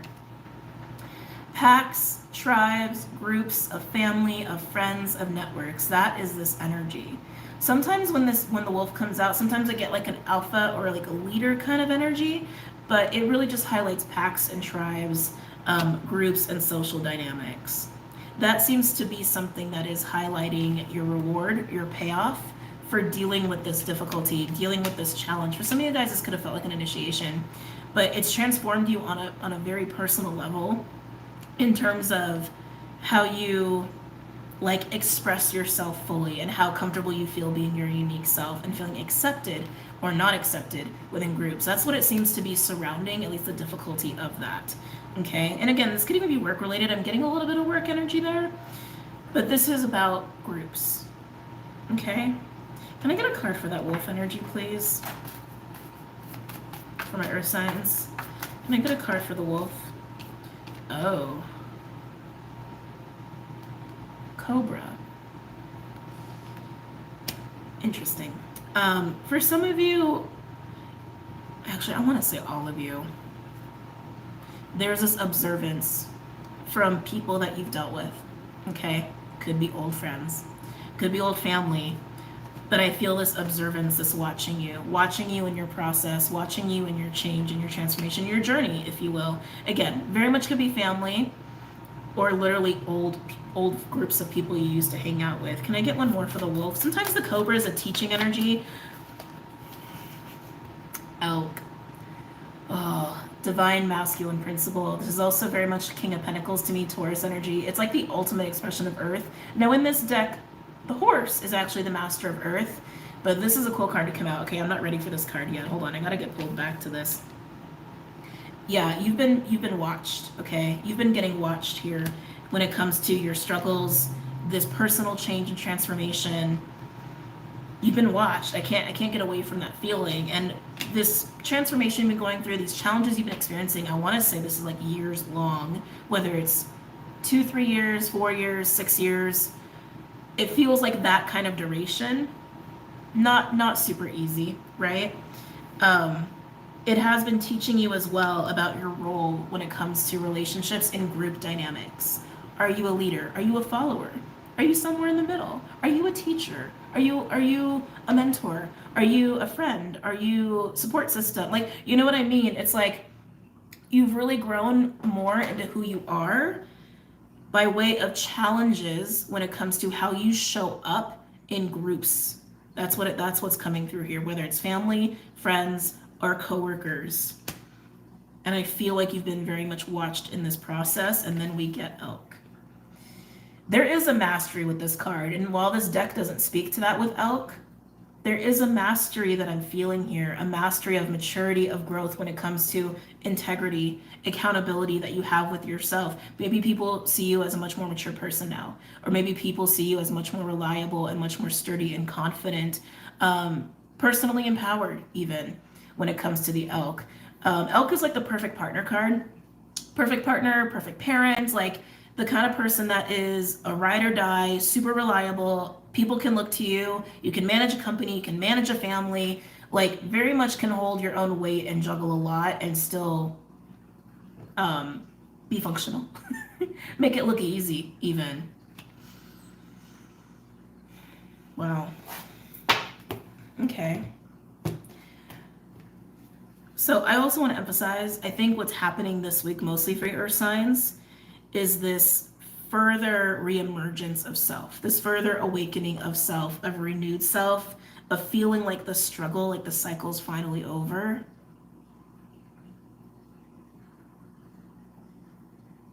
And again, the cycle feels like it's been years, is what it feels like.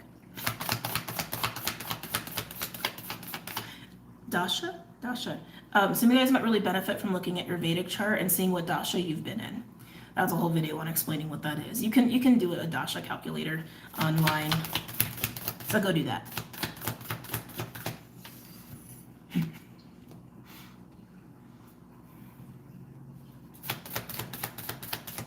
Anything else from your earth signs?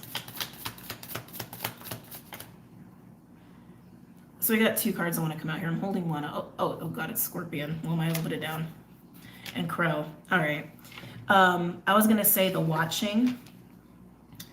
Some of you might have thought that certain people have like totally given up on you or totally walked away from you, only to come to find out that hasn't been the case. You're going to find that out one way or another. And I want to say keep that more so into like the Venus retrograde period of time. So anywhere between now and October, you might become privy to that. And then we have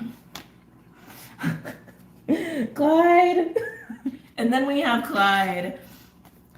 Buddy.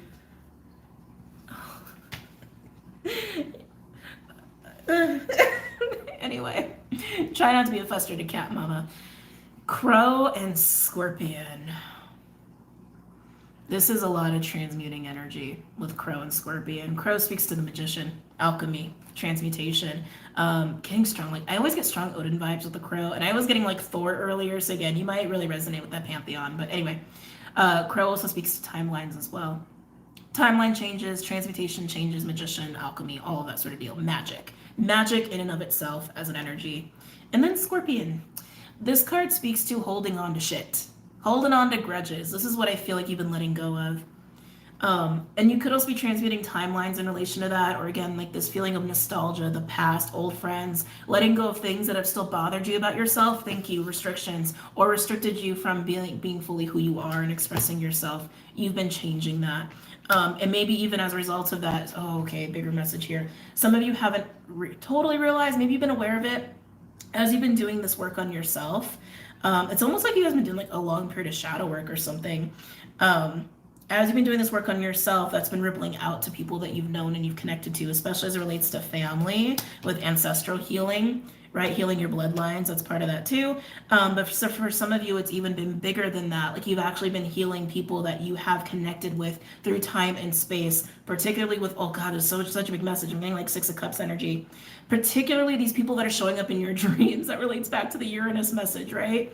That particular archetype. Now, some of you, again, my mystics mostly, have probably already been aware that throughout time and space, there's all these archetypes that you might run into where, especially as you become more aware and more awakened or start to see through the veil a little bit more, you can actually see the same archetype within all these different vessels, right? That might be the kind of archetype that's showing up to you. There's something about that archetype that's been changing and healing and evolving as a result of the work that you've been doing, because it's also an extension of you.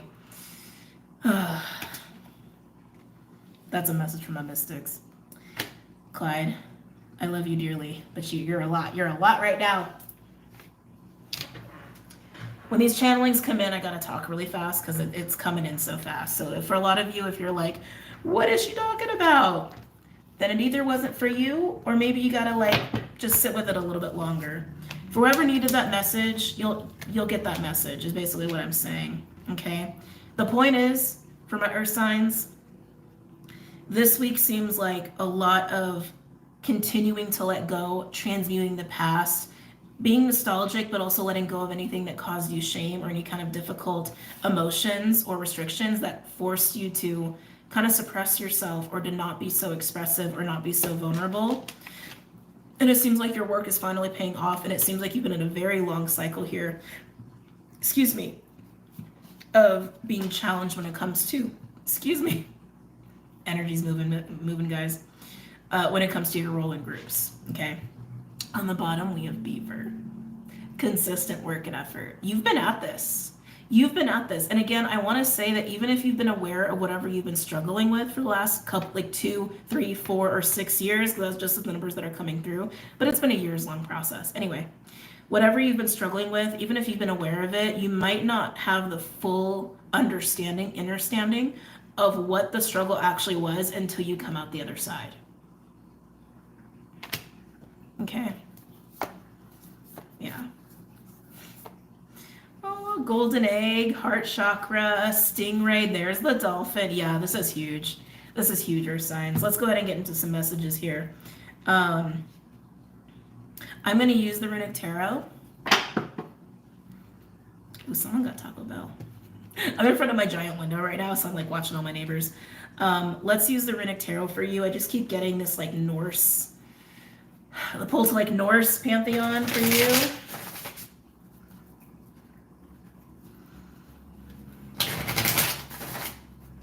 Some of you might have been working with Odin. Some of you might feel you're an extension of Odin. Yeah, Odin keeps coming through a lot. Or even Thor. It feels more watery than that. It feels more watery than that. It feels like, yeah, it feels like Odin. It is what it is. It feels like Odin.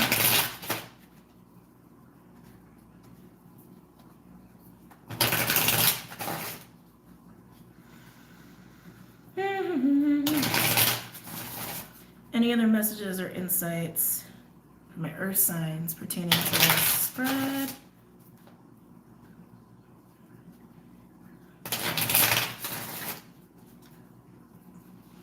Okay.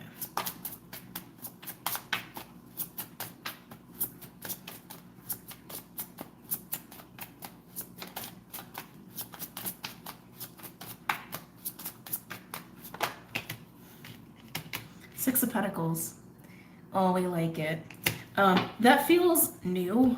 Like, it almost feels like if I were to do this reading like a couple days ago or whatever, it would have been in reverse. And almost like it's like a newly refreshed, this whole theme of refreshed, newly refreshed energy for you of like ready to exchange energy more, ready to be dealing with groups of people more, ready to have more give and take and reciprocity with people around you. Like, yeah, it just feels like coming out of a cocoon.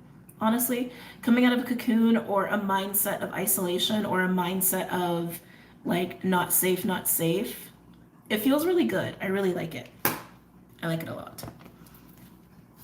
And again, don't be surprised. Some of you might actually get hit up from your past. And I keep getting old friends. So whatever your relationships are / were to these people, the basis is like they've known you. And it's not just like an acquaintance. So it's like family, or maybe people you spend a significant time with, or even people you've been intimate with. So that could be like romantic, or besties, or like childhood friends, or college friends, you know, long time people that know you. I want to say have known, because this feels like it's refreshed, meaning yes, it's a piece of you that you've reawakened after suppressing it or feeling like you've had to do work on it, but there's also something about it that feels different. Even if it's refreshed, it's like a 2.0. Like something is different about you. Something is more elk-like, more mature, more accountable, more responsible, even more attractive potentially. Interesting.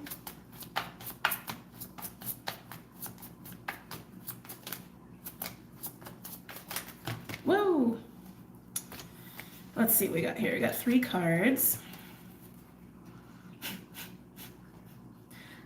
Wow. A lot going on in these 3 cards. We have Page of Swords, the Lovers, Gemini energy, and then the World, Saturn, also fixed energy, Aquarius, Leo, Taurus, Scorpio, almost said Virgo. So again, Virgo could be important to you guys. It's important for that weak energy, but yeah, I feel like you're seeing yourself in a new light, and other people are seeing you in a new light. And with the World, there's this form of completion, like this energy of I finally did it. I finally harmonized that piece of me, or I finally found stability in that part of my life after struggling with it. Page of Swords is also this new perspective on things, this new perspective on self, this new perspective on life. And I keep getting completion. I keep getting that. But again, that Page of Swords, I also am getting that you've been watched in this process. And of course, your spirit team's watching you, but I keep getting it's more about people from your past have watched you, or recognize. It's a recognition of this completion that you're reaching here. It's beautiful. I love it.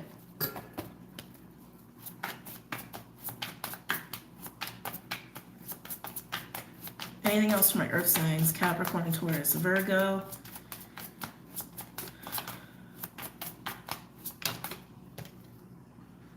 There's that 9 of Wands. Remember what I was getting before, where it's like struggle, push through.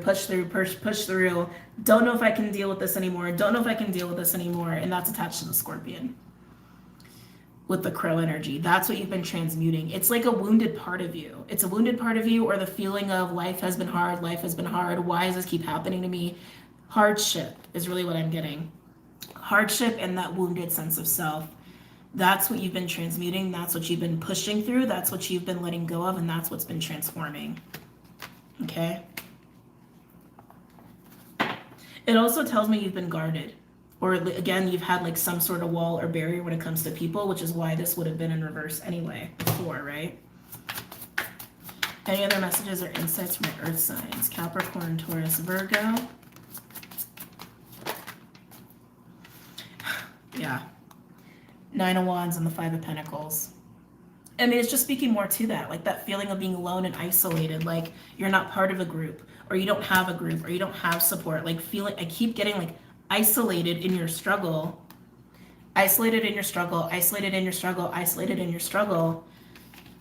And it's, yeah, I just keep getting it hasn't been easy. It has been easy, but you've been transmuting this. It's like, again, I feel like this has been years long work of like shadow work, or like needing to be isolated so that you do grow as a person, or it's like a spiritual initiation for some of you, but it's been rough and it's been hard. But you're transmuting this. You're getting off of that timeline of struggle, the version of you that's meant to struggle. Some of you, this has been paying off karmic debt, which also would speak to this energy that you're moving into. With the Page of Swords, the Lovers, in the World, that is completion of some karmic debt as well. Which is not always, Not always easy. Let's keep going.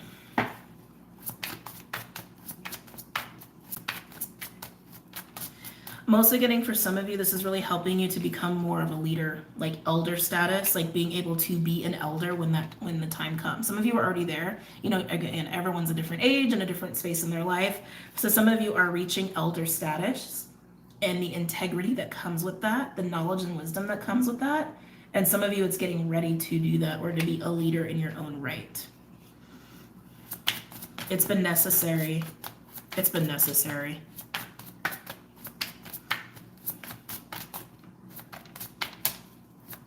Anything else for my earth signs? Capricorn, Taurus, Virgo. King of Pentacles. I told you the elk is the King of Pentacles. That's a lot of responsibility. King of Pentacles is very responsible. The King of Pentacles, to me, manages the 10. Manages the 10 of Pentacles. They manage legacy. They manage generational wealth, right? They manage companies. Like, King of Pentacles is no joke. Nothing to scoff at. They have to have a massive level of responsibility and accountability and even just the ability to like multitask and like keep things in line, right? Without also losing their shit. They have to be very grounded. They also have to be very logical. Kings tend to be air energy. So this is earth meets air, right? So it's understanding things that need to be done, communications that have to happen, and grounding them in reality. The King of Pentacles to me is the last king before you hit the Emperor. Same with the Queen of Pentacles. It's the last queen before you hit the Empress. But that's to me. Moving on. I feel like you're about to... Should I give it a second? I was about to say, I feel like you're about to get a hell of a lot more respect than you ever thought you would get. Can't pick up these cards. The Two of Cups just came out on the King of Pentacles. Relationships, old friends. Hi, old friend. I see you now. Look at you. Look at everything that you've done. Look at how much you've changed or transformed or whatever. Like, it has that vibe to it. And yeah, I keep getting respect. And that might have also been part of your struggle, Earth signs, feeling like people don't respect you. That could totally have been it too, but that I think relates more to like a self-worth thing, right? Because that's something that comes from within to without. Anything else for my Earth signs? Capricorn, Taurus, Virgo. I'm so happy for you guys, whoever this is for. This is like making my heart all go a flutter. I'm just happy for you. You're oh my god. Yeah, you're being recognized. Look at this, Ace of Swords. On the King of Pentacles and the Two of Cups. I keep getting its recognition. Recognition of your change, recognition of your completion, recognition of what you've worked through, what you've struggled through, what you've let go of, and this opening up, this blossoming of self. You've made it. Earth signs, that struggle, this shit is over. You don't ever have to experience this again. I feel like I've gotten recent messages like this, like for the collective or different elements at different points in time. So if I've gotten this message for you before and you feel like you haven't gotten there yet, it was for other people. It's like, this is just how the progression of energy happens, and it's a free will choice, right? And it's also a timing thing too, but this is the result of doing some very intense ass work. Very intense, and doing it alone. Like feeling very alone. And finally, we see you, Earth signs. We see you. We see you. We see what you bring to the table now. We see who you are. And also because more of you is coming out, right? It goes hand in hand. Overall, we have Ace of Cups. Oh, interesting. Three of Swords. Oh, and look who's out. The Emperor. What did I say? The King of Pentacles is the last king before you get to the Emperor. Whoa. The Star. Judgment. Karmic completion, if I've ever got chills. Karmic completion, if I've ever seen it. You've been battling a lot in your heart space. A lot when it comes to feeling alone, feeling unrecognized, feeling like people don't see your own sense of power and authority. Like, I feel like you've been dealing with really what it is a broken heart as it relates to groups of people. And this feeling like you're alone in it. Like, I keep getting that. But then underneath Emperor, to get the Star and Judgment after you already have the Page of Swords and the Lovers and the World. Karmic completion if I've ever seen it. Seriously. Massive healing as well with the Ace of Cups and the Three of Swords of the Emperor to the Star. This is a gift, Earth signs. I feel like this is a reading for Earth signs who've paid off some massive karmic debt and who've done a lot of shadow work and you've taken accountability for it. And no matter how hard it was or how alone you felt, you fucking did it. You did what you had to do, right? And the reward is being recognized for it. Even Spirit's recognizing you with the Star card and Judgment. Spirit's recognizing you. Old friends are recognizing you. Family are recognizing you. For some of you, it's like you're feeling seen for the first time. That makes me happy. Very happy for you guys. All right, let's move it on because we're almost 2 hours in and we got more shit to do. We got more readings to do. Oh, boy. Okay. Who's going next? Water, fire, air. Oh, water signs. You just pulled me in, didn't you? Okay. Water signs, there's something very sexual and playful with your energy right now. I literally felt just gravitated towards water sign. Like, holy crap, I can't resist water sign. What's up? Cancer, Pisces, Scorpio. What is up, water signs? Are you guys just beaming Queen of Wands energy? Male or female? Is that what's going on here? Be funny if we get starfish. Any messages? Oh my god. I say that and starfish literally shows up at the bottom.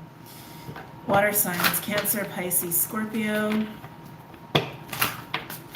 Cancer, Pisces. They're showing me an anchor, which reminds me of the Lenormand deck. So if any of you have worked with Lenormand or you have no idea what I'm talking about, I have links below for all my decks, and there should be a couple labeled Lenormand. It's just a different form of divination cards. That's all it is. It's a whole explanation, but you don't need to know. Anyway, if you're curious, go check them out. The anchor card is associated with the Nine of Swords. It's this feeling of permanence.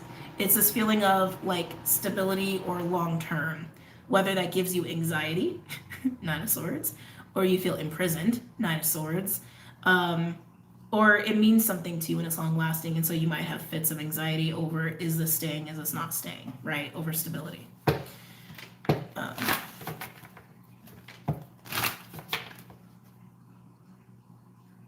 Water signs, I feel like you've been trying to not be focused on people. I feel like you've been trying to be focused on yourself. That might change. Ooh, I just got chills. That might change. Whether it gives you anxiety or excitement. Coming back to the, astrology messages. Water signs, Cancer, Pisces, Scorpio. Cancer, Pisces, Scorpio. Cancer, Pisces, Scorpio.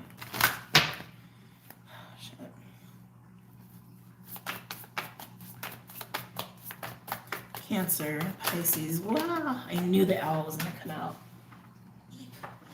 Should have called it. Oh, you guys got Zebra. So Earth sign also had Zebra as their first card. If you have any Earth placements, by all means, check it out. Or if you feel called to, check it out. Zebra, Nightingale, and Owl. That owl energy, I was really feeling that. Like this, you're pulling someone close to you, or you're pulling opportunities in, like you're manifesting like crazy, water signs. I feel like you're aware of it. I'd be shocked if you didn't. Owl is very much like High Priestess, but this card also comes out when it's speaking to rewards that are coming. Okay. Nightingale is all throat chakra. That is all communication. That's all communication. Preaching, talking, ringing alarm bells. It's all from talking. And then Zebra is, I talked about this in the Earth sign reading, but Zebra is kind of like Gemini meets Aquarius meets Aries. It's I am here, I am who I am, and all my uniqueness. I would never say it's the Queen of Wands. Like I view the Tiger as Queen of Wands, but it has a little bit of that quality. It's more like Queen of Wands meets Magician, maybe Nine of Pentacles. It's a combination card for sure. A conversation's going to happen here, water sign. You're going to be talking to somebody, or someone's going to be talking to you, and you know what's going to happen. It could even be, thank you, it could even be in your dreams with, yeah, thank you. They're really confirming the dream aspect. So this could be taking place in dream time.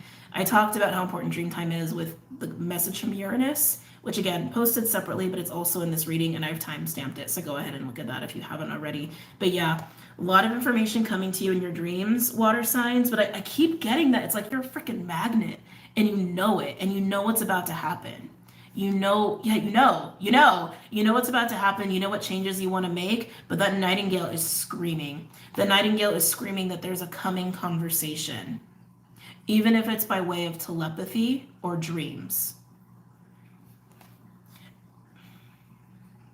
Zebra is also giving me these vibes like everything is out in the open, which is kind of interesting for Zebra because Zebra I usually see as a person who's like, boom, I'm here. Hello. Like, that's how I see Zebra normally. But I'm also getting that's the energy behind what's happening with this communication or what, you know what I mean? Like, everything's out of the closet. Everything's out in the open, but there's passion there. There's fire there. Oh, water signs, what is going on with you?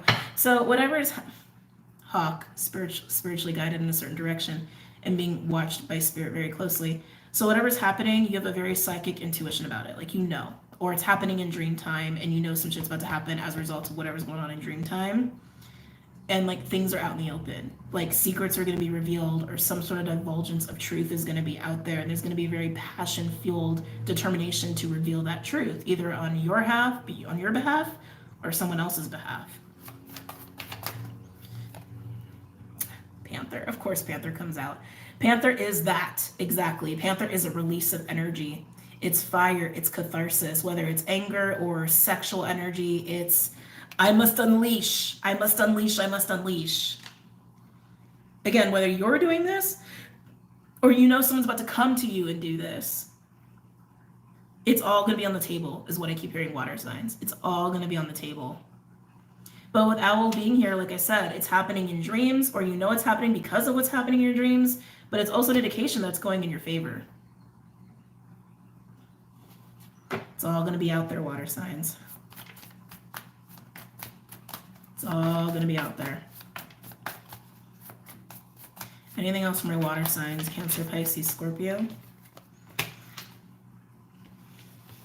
You might be finding yourself in a relationship soon, just saying. Otter just came out on Nightingale.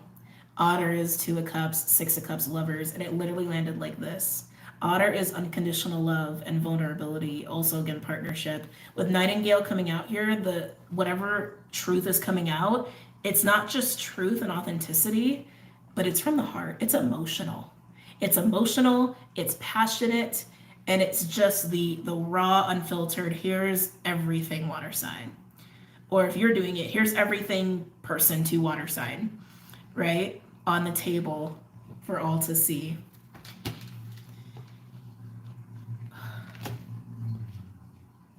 I feel like this is coming your way. I don't think this is you. I think this is coming your way. You might even have a bit of a triggered response to it with Panther, of like, ah, or it just triggers you. But it's a massive release. And it's true, and it's emotional, and it's rooted in authenticity. If you, God, this feels like a long time coming for some of you. Let's keep going. So it's giving me weird sensations to my body. Like my solar is starting to feel weird. Anything else for my water signs pertaining to this spread? Cancer, Pisces, Scorpio.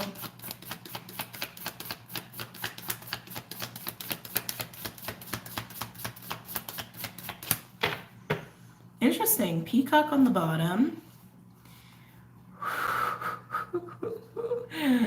Yeah, this is something coming your way, because look, we have peacock, fire ant, and lion.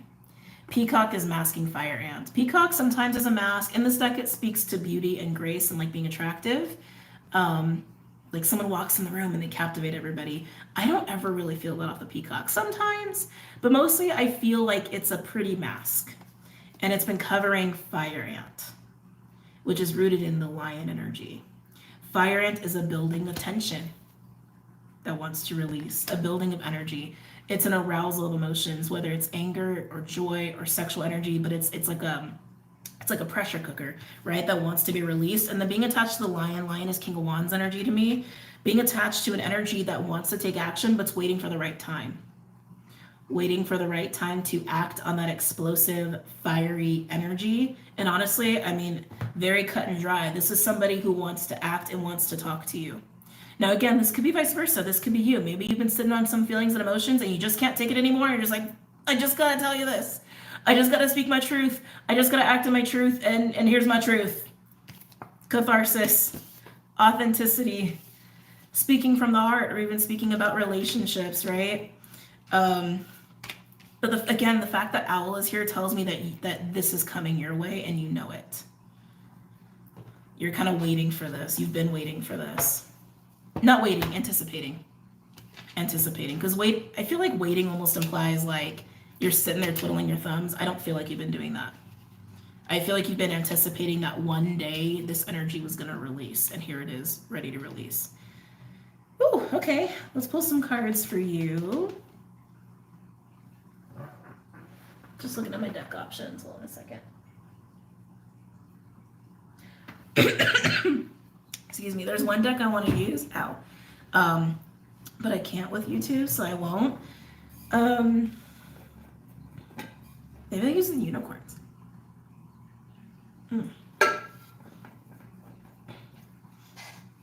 Oh. No, Midnight Magic. All right, you guys are getting the Midnight Magic deck. Haven't used this one in a little bit. Come here. Oh, good Lord. Hold on.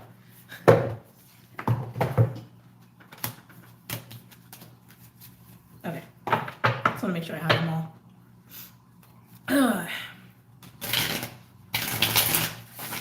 Any messages or insights for my water signs pertaining to the spread?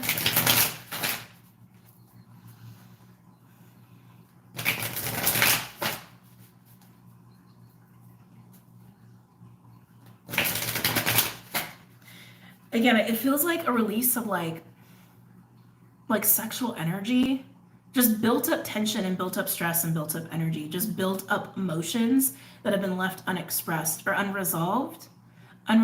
For some of this is like unfinished business, unspoken things that just kind of sat there in the air.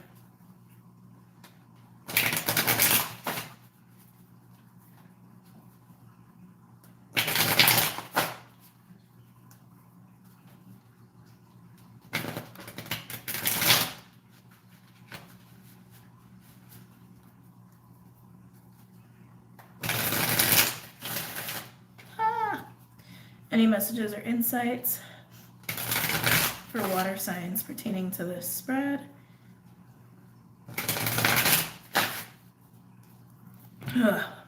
Okay.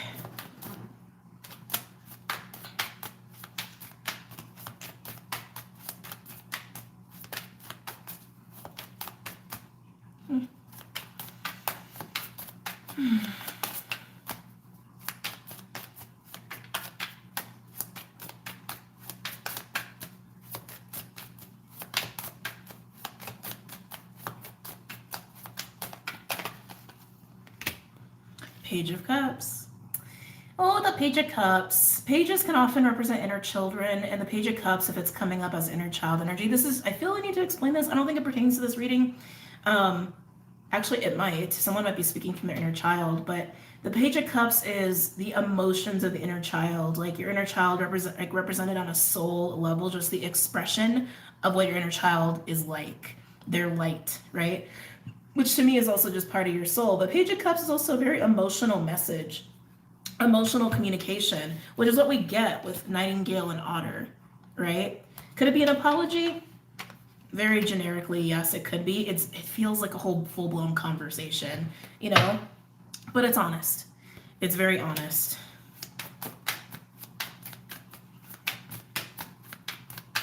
I feel like some guys are asking what's on the card. So the mushroom on the card is blunk, making up words. Blue pink gill mushroom. Blue pink gill mushroom. I cannot pronounce the scientific name. Anyway, moving on.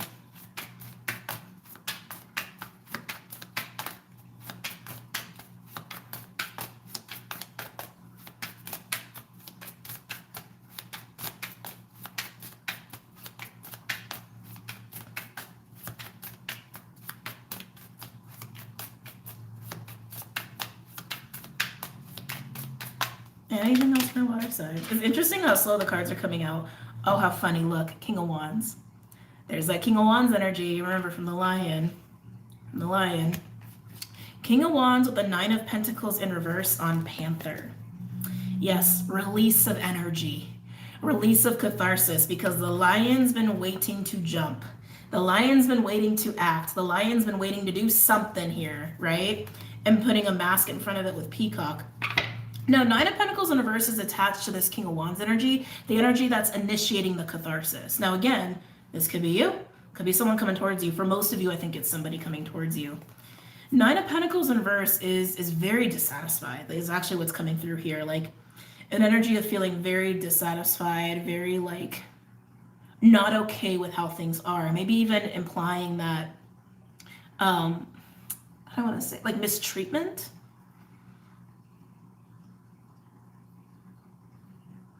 It might be more about how they've mistreated you, water signs. Because I mean, it feels so emotional. Like what is being communicated feels so emotional here. But that's kind of what I'm getting with the Nine of Pentacles in reverse. Because Nine of Pentacles in reverse is like not feeling very stable in the self. It could be lacking confidence, feeling like there's self-worth issues at play. But I keep getting that feeling of mistreatment is behind what is being released. Behind this King of Wands. And again, it could be how they've mistreated you, and maybe you're lashing out at them, but it's around this question of mistreatment.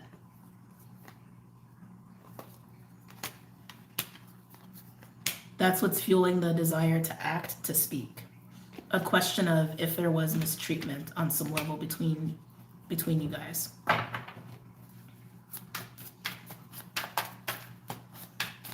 This could be between like you and a family member. It doesn't have to be romantic, but I gotta be honest with you. It's like, this is somebody that you spent a great deal with, or there was some sort of intimacy between you and this person. Again, whether they're a family member or not, intimacy doesn't just mean sex. It's like a vulnerability of connecting between the two of you. Divulgence of truth between the two of you. Because you don't have this kind of a strong reaction to somebody unless there was some sort of intimate experience on some level, emotionally or physically. But again, it's somebody that you have spent a good amount of time with at some point in time, okay?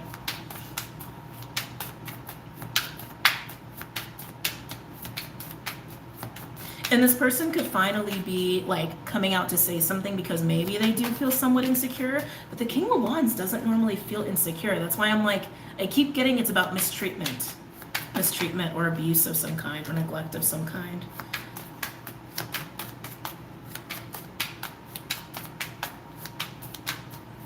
Whether they did it to you, you did it to them, or there's a question if that was even a thing. Any other messages or insights from the water signs? Cancer, Pisces, Scorpio. I feel like you're in Queen of Wands energy. Interesting. Seven of Cups coming out here, and I really wanted to land on Owl. I got drawn to Owl when this card came out. Seven of Cups can be a lot of things. It can be illusion, delusion, confusion, fantasy, right? It can be about the options and possibilities. It also can be very dreamy-like energy. But with the Owl coming out here, the Owl sees through chaos. The Owl sees through illusion, sees through the veil, and I feel like this is totally you, water sign.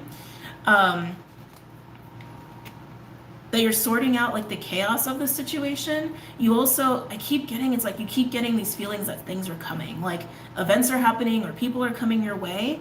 And as you get closer to these events playing out, like you're able to see, you're able to discern what's going to happen, what's not, right? What might be fueled by your own like ego and what might be fueled by your actual intuition and your own inner truth is what I'm getting. It's like you can see through the confusion and the bullshit is what I'm getting with this, really. So even if someone is coming out of the gate on fire, it's almost like if you give them enough time to like, do whatever they're doing, right? And then calm down, you can see more of like the honest, truthful place of where they're coming from, or you can even like have them cool down a bit to get to that place. But I feel like you're almost acting as the gatekeeper of this experience, which is really interesting, even if you're not initiating it. So like if someone starts us off, it's almost like you're woo-sawing it. It's interesting. You're woo-sawing it. Okie dokie. Moving on. Any other messages or insights for my water signs? Can I get a card for this Page of Cups? Whoa. Wow, Ace of Pentacles. A new opportunity, a new beginning, a promise, a proposal, a restart even, second chances. Like, this is what's being talked about. This is what is being discussed. Even if it doesn't start off on the right foot, even if it starts off because somebody just can't, like, not say anything anymore, or someone's just like, all right, now it's time. It's time. I gotta go talk to water sign. I gotta unleash these feelings, what I'm thinking, blah, blah, blah. You kind of already know it's coming. You're discerning that, or you're getting clues in your dreams, that sort of deal. And then what ends up happening is this really honest and very emotional and very just raw conversation about where to go from here. What do we do now? You've told me all your things. What do we do now? Yeah, I keep feeling like you're acting like the gatekeeper here. Again, woo-sawing it. Okay. I'm so captivated, water signs. Anything else for my water signs pertaining to this spread? So that's what it is. It's where do we go from here? Do we start over? Do we rebuild whatever this is? Do we tweak whatever this is? It's really where do we go from here? Actually, tell me more about the King of Wands. The Ace of Wands wanted to come out. No kidding. Tell me more about the King of Wands.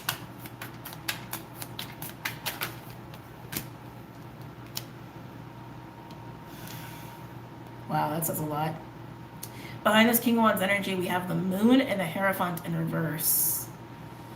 I don't know if I like that too much. I mean, the Moon can also be confusion and like things being kind of murky and unclear, but it also speaks to emotions and things that are kind of hidden away, all in the context of Hierophant in reverse, of wanting to break the rules, of wanting to get out of certain commitments, or feeling like maybe they've been misguided. I feel like this is just representing like why this energy has taken so long, or why this energy has like been sitting and waiting for the quote unquote right time. Because I feel like they've actually been a little unclear themselves on their own values, on what they actually value, on what matters to them. That's what it feels like to me. And maybe even that correlates to some obligations they've been tied up in that they're not sure are like matter to them or not. Like this King of Wands energy, there's a reason they've been sitting, because they've been wanting to tell you things or talk to you or be honest with you about potential mistreatment that took place between the two of you, whatever that was, but they've been confused on their own journey.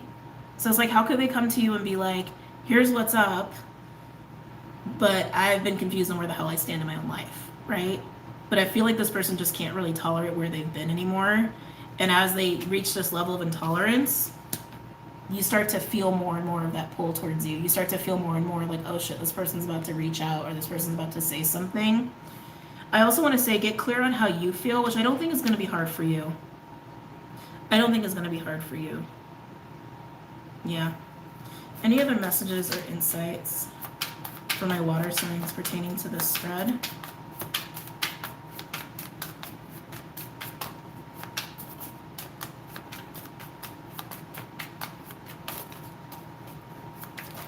Oh. Oh my. I felt that Ten of Wands. Eight of Swords and the Ten of Wands. That is a burden. That's a burden that this person is sitting on. I feel like it's almost been a shared burden, but I think a lot of you have stepped away from that burden.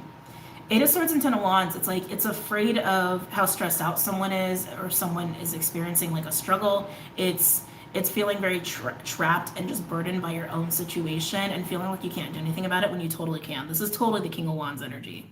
Now again, some of you have been experiencing this, like a shared energy of burden, but I feel like a lot of you walked away from that or dropped this burden energy, because I feel like you're sitting in the owl. I mean, I feel like you're chilling. I feel like you're in your own energy. I feel like you feel very good and very comfortable.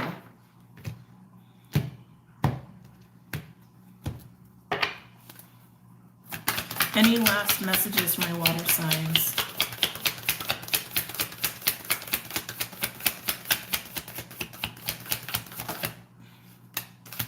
Yeah, see, this King of Wands. It's almost like this King of Wands feels like they need to make some shit right between you and them. Yeah. Because then we get, Lovers in reverse over here with them. Again, all this question around mistreatment between the two of you. So whether they mistreated you, they feel like you mistreated them, or just was like a mutual thing, or something wasn't handled right, they feel very out of balance. They're confused on their own values. They're confused on where things stand in their own life. But one thing they know for sure is that they feel like things are not right between the two of you, and that they need to like make it right on some level, which would initiate a conversation of some kind. And they're just sitting and sitting and sitting because they're confused about their own shit, like where they stand in their own life with other things, until they finally can't take it anymore. And again, you feel this coming. And then when it comes, they might come out like a Panther and a King of Wands, but then at some point it comes down to this like very honest, very simple, very emotionally driven, like by unconditional love and compassion, and just like, okay, well, what do we do now? What do we do now? Like, just very simple. And I think that's the influence of you, not them. Overall, we have Three of Pentacles in reverse. Queen of Cups in reverse. Oh, Jesus. Ace of Cups in reverse. It just keeps going. Magician in reverse. Knight of Swords in reverse. Oh, I like you showing up as the Queen of Swords. Yeah, something got kerfuffled here between you and this person. And it could have been a long time ago. It doesn't have to be recent. Remember, we're getting closer to Venus actually retrograding in Leo, which means it's bringing up a lot of things from very long ago, right? It doesn't have to be anything from even the last year. But this is like, things didn't go right. We got off like on the wrong page, or there was some kind of miscommunication that led to some very painful feelings, led to some hurt feelings. And then we have this Magician in reverse with the Knight of Swords in reverse. Feelings of being manipulated, actually, is what this feels like. With Ace of Cups being in reverse there, like there was mistreatment or pure manipulation, trickery that took place. And that's what's being perceived as the Queen of Swords energy, as what happened, which I feel like is actually you. You might look at this person like they tricked you, they were a trickster, they were a magician in a shadowy way, or they flat out manipulated you. You might view this person that way. Doesn't have to be, but that's totally how the cards can read here. Either way, water sign, I feel like you're in good energy. And because you're in good energy and this person is not, like, it's just adding more of the pressure to the pressure cooker of them needing to say something. And it's going to be a very simple question of like, well, what now? And that's up to both of you, right? Interesting. Not what I expected. But there you go. You guys got a long reading, I think. Where are we at? Oh yeah, you guys got a long reading. You know me, I just get all up in it. All right, before we move on, I'm gonna get a sip of water. Oh.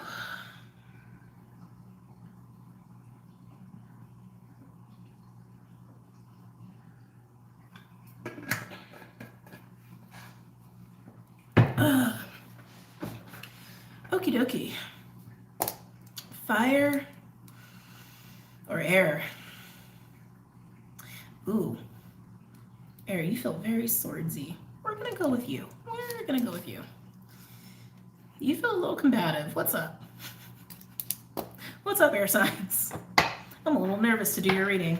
You feel very sharp. You feel sharp. Sharp-tongued, potentially. Gemini, Libra, Aquarius. Any messages or insights from my air signs? Gemini, Libra, Aquarius.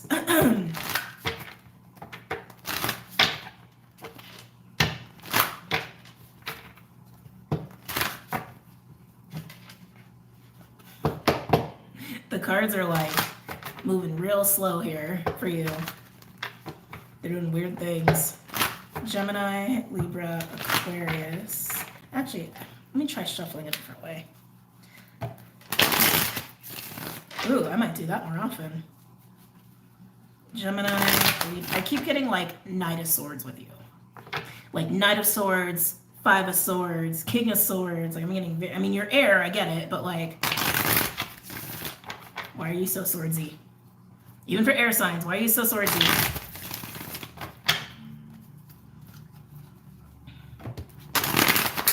Ooh. Well, that was very interesting. All right, so we have Panther and Cosmic Egg. So Panther came out in the water sign reading, so by all means take a peek at that. But Panther and Cosmic Egg to me feels like a massive release and cleaning, is what that feels like to me. Cosmic Egg is the crown chakra. There are spirit cards in this deck, and there's 7 of them to represent the different chakras. Cosmic Egg comes out when we're reaching a completion of growth, of a period of growth, or some sort of ascension process. Excuse me, but Panther is release and catharsis. So that tells me the air signs, you're going through a surgence of emotions that's part of like completing a growth period, whether it's just a healing period or it's literally like your chakra systems have been getting cleaned out if you're more like in the mystic group, right? But that's what I'm getting here. And it feels like a stirring up of emotions, things that you've been angry about, things you may have been resentful about. And I keep getting it in terms of like feeling suppressed, feeling controlled, pushed around, dominated, not listened to, that sort of feeling, which is also par for the course with Mars opposing Saturn at the end of the week, okay? But that is what I feel like is coming up for my air signs. A very combative, defensive, don't tell me what to do, don't tell me what I can or can't do, don't tell me who I am kind of energy.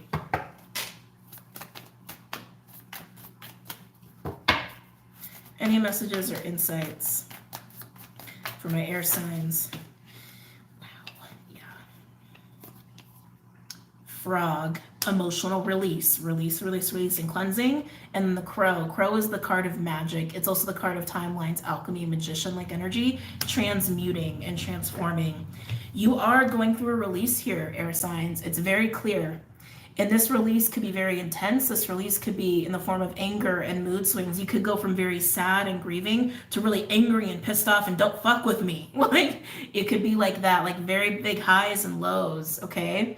But the fact that we have Crow and Cosmic Egg tells me that this is actually going to be very good for you. And it's just an indication of a completion that you're experiencing. Now, Earth signs had something very similar. So if you resonate with Earth signs, by all means, go ahead and watch Earth signs. But this is big.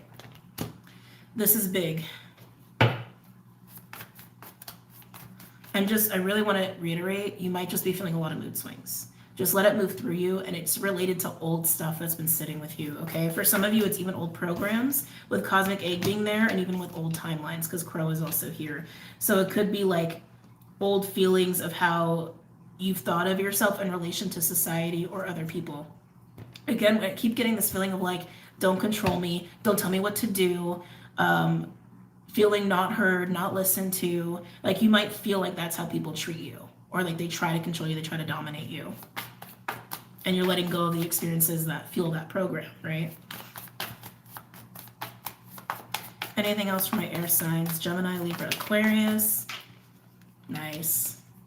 Swan. We like when Swan comes out. 2 indications could be coming up with Swan. Swan can speak of partnership, but it also speaks of this feeling of wholeness, this feeling of completion. Seems to be a huge theme right now also for the collective, because Earth sign had that.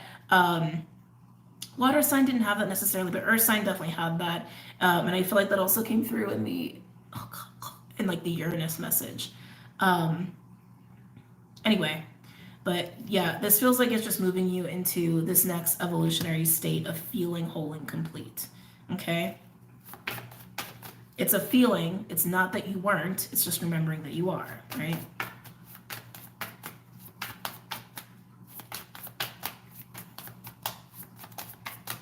Anything else for my air signs? I'm hearing Aries really strong. You could have Aries in your chart, but Aries is also influenced by Chiron right now in a very significant way. So pay attention to that house, because that's definitely a coming into self, revealing deeper layers of self and insecurities. Totally part of that Panther energy. Lizard. Lizard usually comes out as an empath overload card. Like, things are overwhelming, things are too much. You could be realizing that you're a very strong empath. You could be realizing it's been hard to distinguish you from other people. Where do you end, other people begin, etc. That's definitely coming through for some of you. I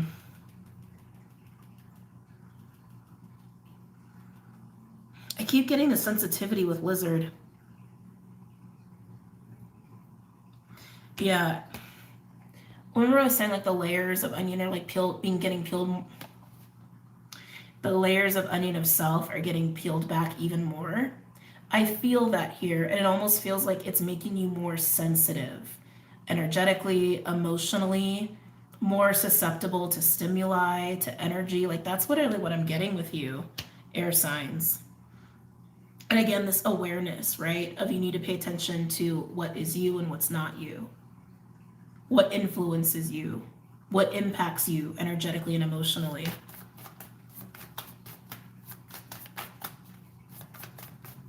Yeah, they're bringing me back here, especially in terms of what you've just cleansed and released yourself from.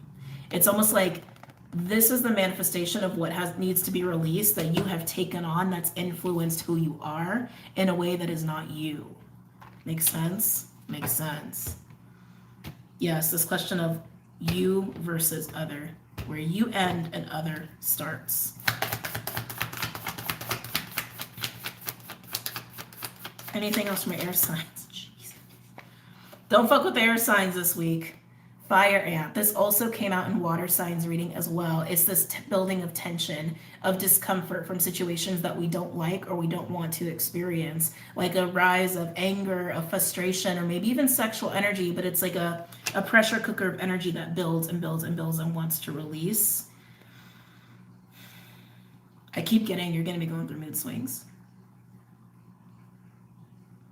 And that you may get more and more triggered at different points in the week, because it's also this awareness of how you've been affected or impacted by things outside of yourself that have compromised you or taken you away from yourself, and you're angry about it. You don't want to be suppressed. You want to be heard. You want to be seen. And it's, I just keep getting there's anger. It's anger, it's anger, it's anger, which again can very much be the fire ant energy. I feel like there's something else going on with the fire ant. Tell me more for my air signs. Gemini, Libra, Aquarius. I feel like there's a lot going on with this fire. We'll probably pull a lot more from the tarot portion. But it's, God, you got to release this energy. Air signs, release the anger, release the rage, the resentment, the feelings of domination, of insecurity that evolved or developed because of other people or the external. On the bottom, we have Stingray, King of Cups energy, emotional and spiritual strength. Wow, with Vulture, death magic in the face of a massive transformation that leads you to Tiger. Queen of Wands energy, empowerment and personal freedom, awakening energy. It's very, very empowered. Very empowered and in tune with yourself and your emotions and your own inner truth. This is the change that you're going through. This is what you're being challenged with this week, is to have a deep cleaning of this, a deep cleaning of your anger, your frustration, your insecurities, anything that makes you feel dominated or controlled or not yourself.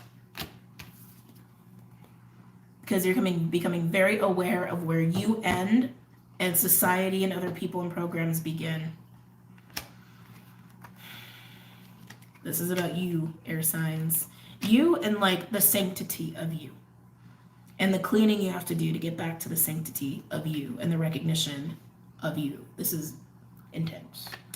All right, let's pull some tarot.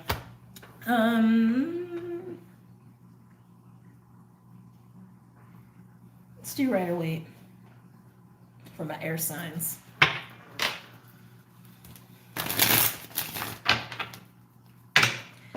Gemini, Libra, Aquarius. Getting strong Aries, like very strong Aries. Again, check where that is in your personal houses. Or again, you can have a lot of Aries in your chart.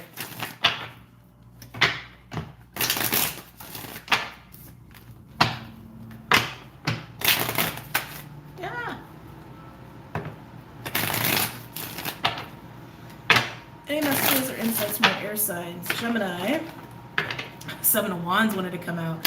Libra, Aquarius, one more. Okay.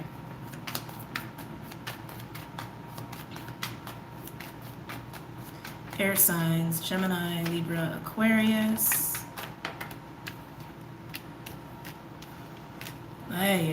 So on Fire Ant, we have Queen of Cups in reverse. Speaks to emotional attachment. And also hurt feelings, right? Or feeling like your emotions are kind of getting the best of you, which makes sense with fire. And it's a building of tension that is fueled by things that make you uncomfortable or situations you don't want to be experiencing. But it comes from pain, it comes from hurt. It also comes from attaching to, attaching to circumstances that actually have been keeping you from yourself, keeping you from full, honest expressions of yourself. Or again, you felt maybe potentially controlled or dominated or suppressed in some way. It's coming from hurt. These emotions that want to come out, this anger that wants to come out, it's coming from hurt. That's what it's coming from. And then we have Hangman in reverse that landed on Swan and the Lizard. Like I said, becoming very aware of self and the sensitivity of how the external affects you and where you end and others begin. It's almost like becoming aware of codependency and enmeshment relationships too, which is empaths are very susceptible to, right? It's like when we become enmeshed with other people, you can lose yourself very easily. But anyway, again, becoming aware of where you end and others begin so that you can go through this cleaning process and be fully empowered and strong within yourself, in your own energy, in your own container, in your fire, in your water, in your Queen of Wands energy, in your King of Cups energy, which is interesting because we have the Queen of Cups over here. Anyway, moving on. Any other messages or insights from my air signs? Ace of Pentacles. This is all coming down to what you want to experience with the Ace of Pentacles energy. You have a lot of hurt and pain and disappointment. You have a lot of hurt and pain and disappointment over what you've invested in, over what you've allowed yourself to emotionally invest in and emotionally attach to when it comes to money, when it comes to stability, when it comes to opportunities and relationships that were supposed to provide support and long-term stability. It almost feels like hopes and wishes to me. And where they fell short because you lost yourself in them or you allowed them to influence you in ways that maybe weren't so great. Or allow them to like enmesh with you in ways that weren't so great, where you kind of, again, lost yourself or became compromised. Disappointment and anger are the biggest emotions coming through. Yeah, disappointment and anger, disappointment and anger, disappointment and anger.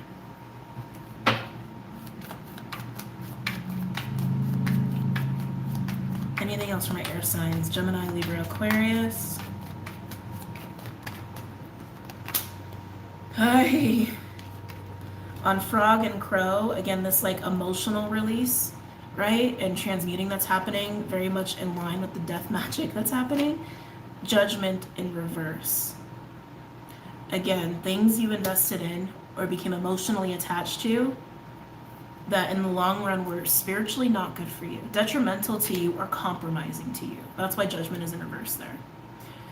Situations, relationships, choices that need to come to an end.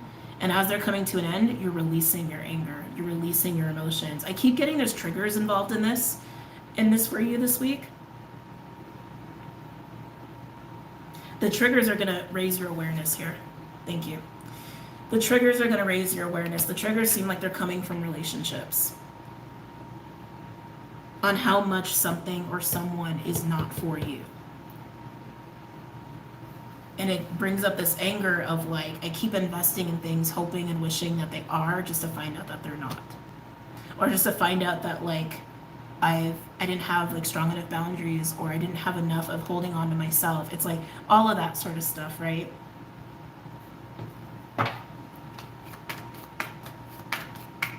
Anything else from my air signs? I can't stop hearing Aries like over and over and over. Gemini, Libra, Aquarius. Gemini, Libra, Aquarius. I want what's mine is what I just heard. I want what's mine. Ace of Pentacles. I want what's mine. I want what's mine. I want what's mine. I want what's mine. You can have what's yours. You got to untangle yourself, again, from these situations or people or choices that actually compromise you. You can have what's yours. You can have what you want. But you got to unenmesh yourself from what holds you back and suppresses you. Which means you got to recognize it first, right? I keep getting triggers in relationships that are going to bring this up for you this week.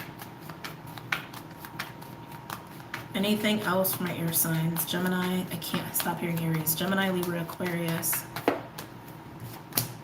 Shit. Yeah, Magician in reverse wanted to come on with Judgment in reverse. Again, what's been keeping you held back? What's been keeping you from really being fully in your personal power like that? Sorry about that, guys. I keep getting it's an untangling that you have to do.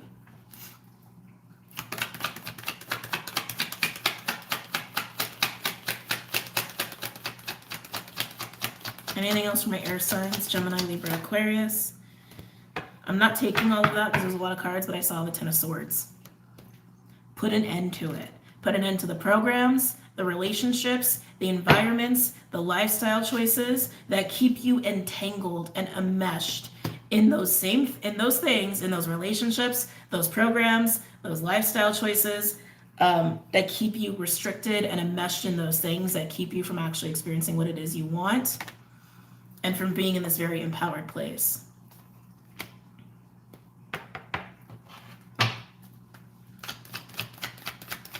Anything else for my air signs? Gemini, Libra, Aquarius. Untangle, untangle, untangle. Five of Pentacles on the bottom.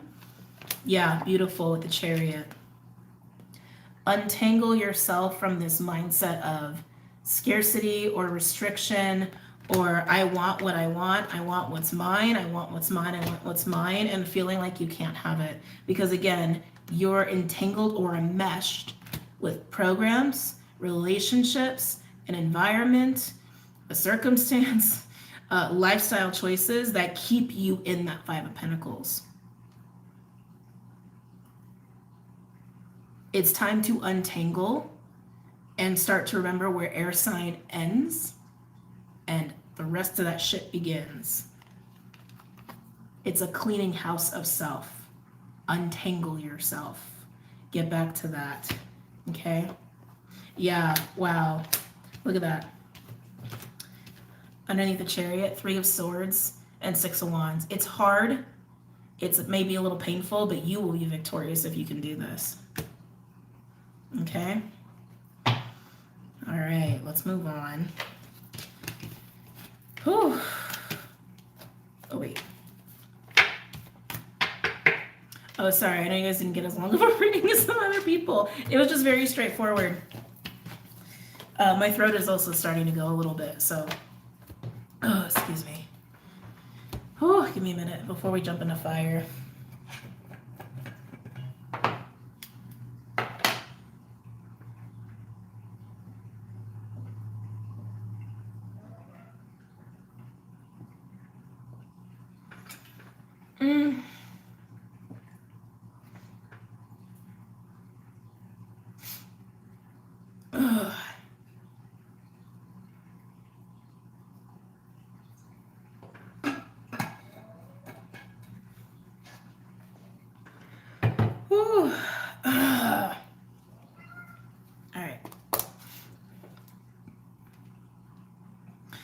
Fire signs. Last but not least, Aries, Leo, Sagittarius. Oh, my throat is so tight now from all the talking. Aries, Leo, Sagittarius. Aries, Leo, Sagittarius for the week. Hide and seek. I just heard hide and seek. Are you playing hide and seek? Are you dodging? Are you avoiding a situation? Are you avoiding work? Are you avoiding people? What's going on? Hide and seek is what I'm hearing. Clyde, I know, I'm almost done. Clyde climbed back over here as he's moving the camera. Aries, Leo, Sagittarius.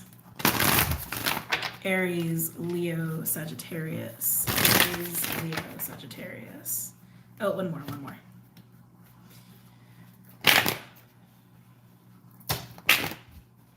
Stubborn. There we go. All right. Fire signs, Aries, Leo, Sagittarius. Ooh. Are you running from the octopus? Octopus and Eagle. Octopus is like the devil card for me in this deck, where it's about codependency, clinging, restricting. But Eagle is a freedom energy. It's funny. It's like literally the juxtaposition of each other. Octopus is restriction, devilish energy, codependency, attachment. Eagle is new beginnings and endings of massive cycles, karmic cycles, but it is around lessons, karmic lessons, and freedom. Are you plating? Maybe you're a chef. Plating. Are you playing hide and seek with the devil? Are you playing hide and seek with your shadow self? Are you playing hide and seek with your own vices, addictions, maybe unhealthy habits? It feels like you're ebbing in and out of the Eagle and the Octopus. Like you face it and then you're about to like end certain things and then you kind of like waver. Like that's what I'm getting with the Octopus and Eagle. You're playing hide and seek with it. Kind of like a catch me if you can. Ooh. And then we get Hummingbird.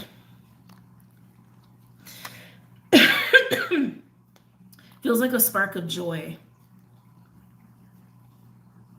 Yeah, it's a spark of joy that I'm getting with the Hummingbird for you, fire signs. Some of you are finally going to stop this game of hide and seek with whatever the devil is in your life. Whether it's an addiction, an insecurity, a thought form, a relationship, a situation like a job outside of yourself that holds you back, a piece of your shadow self. Like you're going to stop playing hide and seek with it and you're going to like really face it and process and deal, etc., to finally move into that Eagle energy and move into this, like, it feels like a spotlight, like a flash in the pan of just joy and bliss and elation and freedom. But I keep getting hide and seek, hide and seek, hide and seek. This hide and seek game might have been going on for a long time. And even though I'm doing this for a weekly, some of you might prolong this hide and seek energy. It's when you're done playing hide and seek that you can actually experience the Hummingbird. So totally up to you, fire signs. How long are you going to play hide and seek? Unicorn. That feels really nice. Unicorn is third eye energy, third eye chakra. It's believing that the impossible is possible. Yeah, I love this energy. This feels like a very childlike, very optimistic, like I can take on the world, anything is possible sort of energy. That's what the Hummingbird and Unicorn feels like. This is on the other side of the hide and seek game that you're playing with the Octopus here. It's a lot of freedom in this. I keep getting freedom, bliss, elation, feeling like anything is possible in the world. Like you could do anything, anything could happen. So how many of you are done playing hide and seek? How many of you are still playing hide and seek? Be honest. Be honest. Be honest. I keep getting pulled to hide and seek. So a lot of you guys must still be in this energy because I keep getting pulled back to this. Now, again, this is your reading, but I'm picking up on the energy field of fire, right? Which is a lot of people. So it could even be pertaining to people in your environment or people you know. Sorry, I'm just watching what Clyde's doing. It's like some of you are running. It's like some of you are just running away from yourself. I hate to say it, but that's what it is. A lot of you are running away from yourself. Some of you are running away from your inner demons. And when you stop running, you stop hiding, and you look at it in the face and you unmask that shit and you deal with it and you move through it and you let go of whatever's been keeping you in the hide and seek game. You move into that notion, that perspective, that mindset that anything is possible. Anything else for my fire signs? Aries, Leo, Sagittarius. Ooh. Okay. So Wolf just came out. Earth sign had this too. Wolf speaks to packs, group dynamics, groups of family, groups of friends, like a business even. Sometimes it speaks to leading that. Sometimes it speaks to learning from that, but it speaks to group dynamics here. Okay. That feels really far away for some reason. This feels really far removed. I mean, this is totally a process between you and you. No question about it. This is between you and you. Even if this is about a relationship that you're having a hard time breaking away from, you're the one that has to break away from it. And you're the one who gets to, as a result of that, you get to see things in a different perspective and you get to see all of the possibilities that are really at your disposal. Yeah, it's almost like whatever you thought you were going to get from the octopus, you know deep down you can't. Like, it's almost like trying to find freedom in the octopus, which you're not going to find, right? Trying to find happiness and freedom and joy and love in the octopus, you're not going to find it, right? So, realizing that, accepting that, letting go of whatever that is that's keeping you from finding it, you'll see how to get it. So, that's an all you thing. And off in the distance, off in the periphery, is this group. The energy of a group. I keep getting you're very removed from this energy. You could be far away from family, or you could be like not really spending a lot of time with friends. It could even be that you've been so caught up in this hide and seek game that you haven't been able to spend time with this group of people, family, friends, or maybe even not spending a lot of time on work because you've been too caught up in this. And again, this could totally be an addiction. But if you stop playing the hide and seek game and you move into this, some of you, it feels like you can reclaim a piece of your life back. But it's almost just like seeing life through different eyes, seeing yourself through different eyes. And that maybe this can come back into your life more, or you can experience and indulge in the wolf energy more. It's the energy of community. But right now it feels like it's off in the distance. Overall, we have cosmic egg. I forgot who this came out for. This might have been air. Actually, a couple signs might have gotten this. I feel like air definitely got this. But anyway, this is crown energy. It represents the crown chakra. Cosmic egg comes out when we are at the completion of a period of growth and personal change, personal development. Could even be like an ascension process, even for my mystics out there. Okay. And I mean, that makes sense for what I'm feeling with you. Because yeah, it's like you're on the verge here. You're on the verge of experiencing this. All possibilities at your disposal, but you have to stop playing the hide and seek game to make it happen. It's like a personal hurdle. Some of you, it's like closing out a karmic cycle or like a karmic lesson. Okay? But it's up to you. Free will choice. They keep drawing my attention back to this, and I know I already said it, but they just want me to say it again. This is off in the distance, and maybe some of you need to hear that. Like maybe there's a group of people that it's like trying to come into reality, or like is trying to manifest into your reality, and they haven't been able to because you've been playing the hide and seek game, right? Or maybe you want to re-emerge within a group of friends or family or coworkers or whatever, get closer to people, but you haven't been able to because of this. Like there's healing or some kind of karmic cycle that needs to be closed out first. Interesting. All right, let's pull some cards. I'm like debating unicorns or cats. Unicorns or cats. I kind of want to do both. We'll do, no. No. I am almost done. I love this cat, but my goodness. We're going to do unicorns, and if we pull more cards, we'll do cats. Okay, so crystal unicorns. This is not listed below because this was a gift from somebody. I don't know if you can get this online. But if you guys are curious, that's the creator and illustrator of the deck, Pamela Chen and Lisa Higuchi. I think that's how you say that, Higuchi. Okay.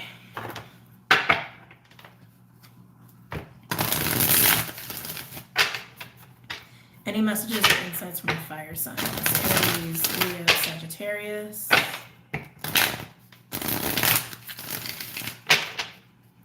Aries, Leo, Sagittarius.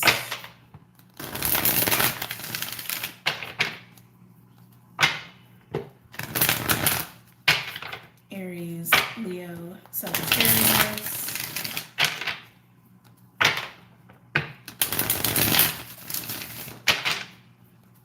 Aries, Leo, Sagittarius.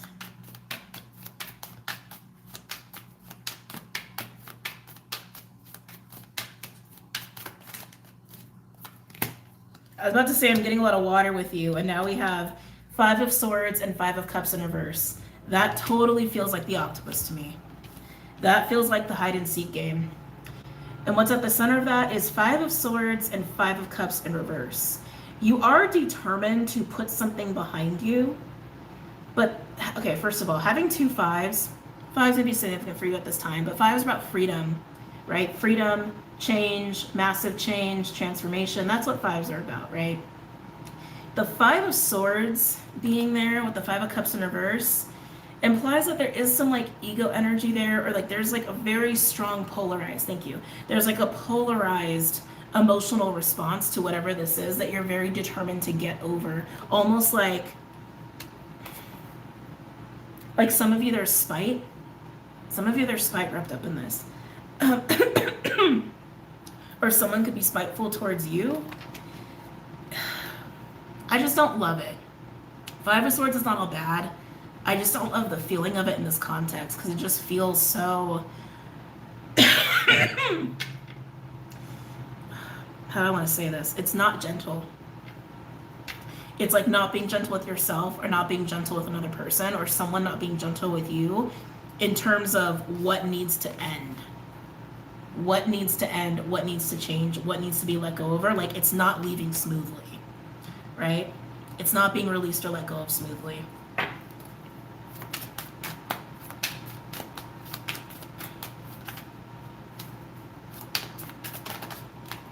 You could be being very hard on yourself about it. Or if it's like an addiction, it feels almost like a battle of like a real battle. It's not smooth, it's not easy, it's not gentle, basically. Anything else for my fire signs? Aries, Leo, Sag.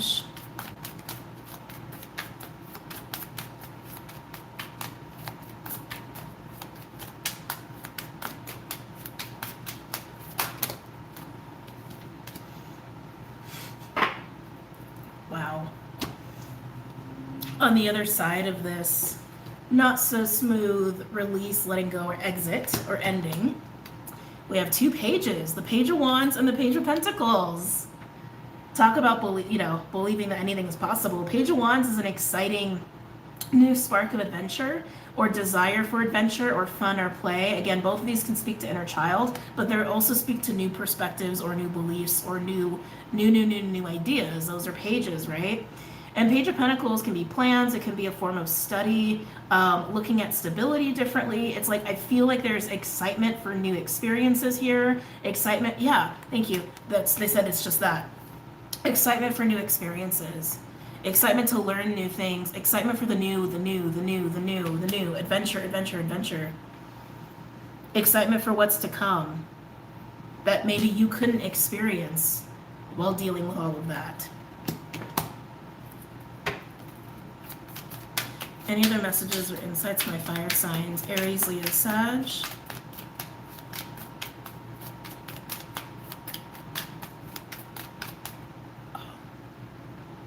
Oh, sorry, my throat is just like, oh.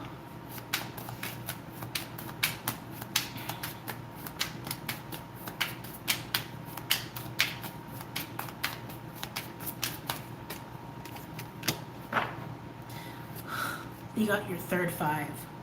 5, 5, 5. This is also an energy that you're leaving behind because it landed on the pages. Okay? To have these pages in the face of the Five of Pentacles, it's like you're having a new perspective on your situation where you don't have to feel stuck, you don't have to feel alone, you don't have to feel like you don't have options or that you don't have resources at your disposal here, because this is like, again, very much a not gentle letting go or getting over something that you've been playing hide and seek with, like tug of war with within yourself, or again, even if something outside of yourself, but it's been rough on your soul. And the second you let it go, it's like, oh my God, I'm free. I'm free. I can do anything. I can do anything that makes me feel excited. I can try new things. It's like the world is at your disposal. The world is your oyster. And you're looking at your situation different. Even the Five of Pentacles, even if you're coming out of this feeling like maybe finances aren't great, or maybe you don't have a whole lot of time or energy in your hands, or maybe you feel like, damn, that was really hard to let go of, and now I'm kind of like at this bottom point, or maybe even like a 0 point, but you know what? That means all I have to do is gain. You understand what I'm saying? It's like it has this feeling of, sure, maybe whatever this has been has left you feeling like you've lost, or that maybe even you've hit rock bottom in some way, shape, or form, or that you're starting from ground zero. But it's like, no matter what you've lost, you have that much to gain. You understand what I'm saying? I'm excited for you. I'm getting like all amped up here. Anything else for my fire signs? Aries, Leo, Sag.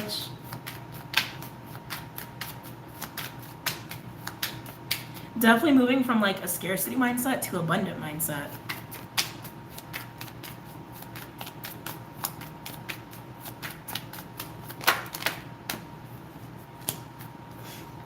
Wheel of Fortune and Temperance in reverse. What is changing for you is the balance of the balance. You're harmonizing here. With the Wheel of Fortune, it's turning in your favor. This may even feel like the universe is suddenly working in your favor and helping things to go your way after a period of time of it not. Temperance in reverse can also indicate that maybe you have really truly been dealing with addictions or feeling very much like spirit doesn't have your back and maybe even impatient, but all of that is changing here. Now, it did come across on the wolf, which, like I said, this feels a little removed. This feels a little far away from you, or you feel removed from this energy. That's about to change. That's about to change. King of Cups in reverse. I feel like this is part of the energy you were battling over here with the octopus and the eagle. Not emotionally stable, not feeling very, how do I want to say, not trusting, like not really having a whole lot of faith here in this difficulty of whatever it is you were trying to let go of, that you were playing hide and seek with. And again, a lot of you were just running away from yourself and your own feelings. I'm hearing of inadequacy. Interesting. Some of you, it's your own feelings of inadequacy. Some of it's your own feelings of hurt and betrayal, of not feeling emotionally safe. And yeah, which could even equate to, again, addictions and coping mechanisms, or holding on to things that gave you a false sense of safety that really were just holding you back and making you feel restricted in life, and that you couldn't have certain things or experience certain things. And when you really let go of that, you move into the pages. Some of you, this could also be about your kids. If potentially you could have 2 kids with the 2 pages being here, and then the king. Yeah, for the king and then the 2 pages being here, definitely could be about a parent-child dynamic. Doesn't have to be, but I'm just seeing that on the board, okay? Yeah, I'm just seeing that on the board. And if that's the case, it's about showing up as a better parent, okay?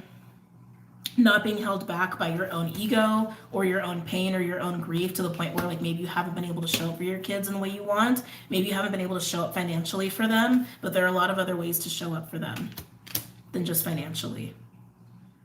But either way, things are stabilizing for you. The wheel is turning in your favor.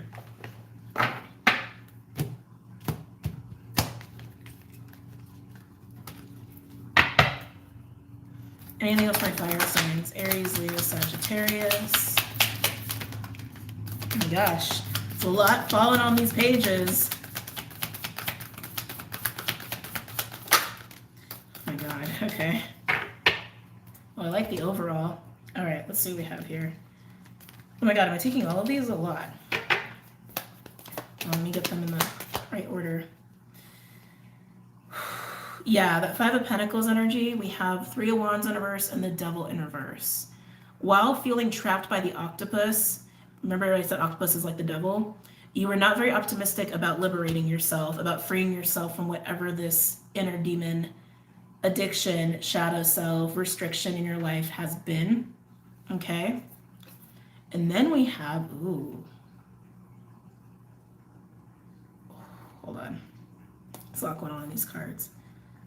See it, see it, see it, see it, see it is what I'm hearing. See it. The Sun in reverse, 7 of Swords in reverse, 3 of Swords, which implies a 4 of Swords, like a feeling of separation, or needing to reflect. Again, I'm getting the hide and seek game in that 4 of Swords. So remember I was getting removed with the wolf.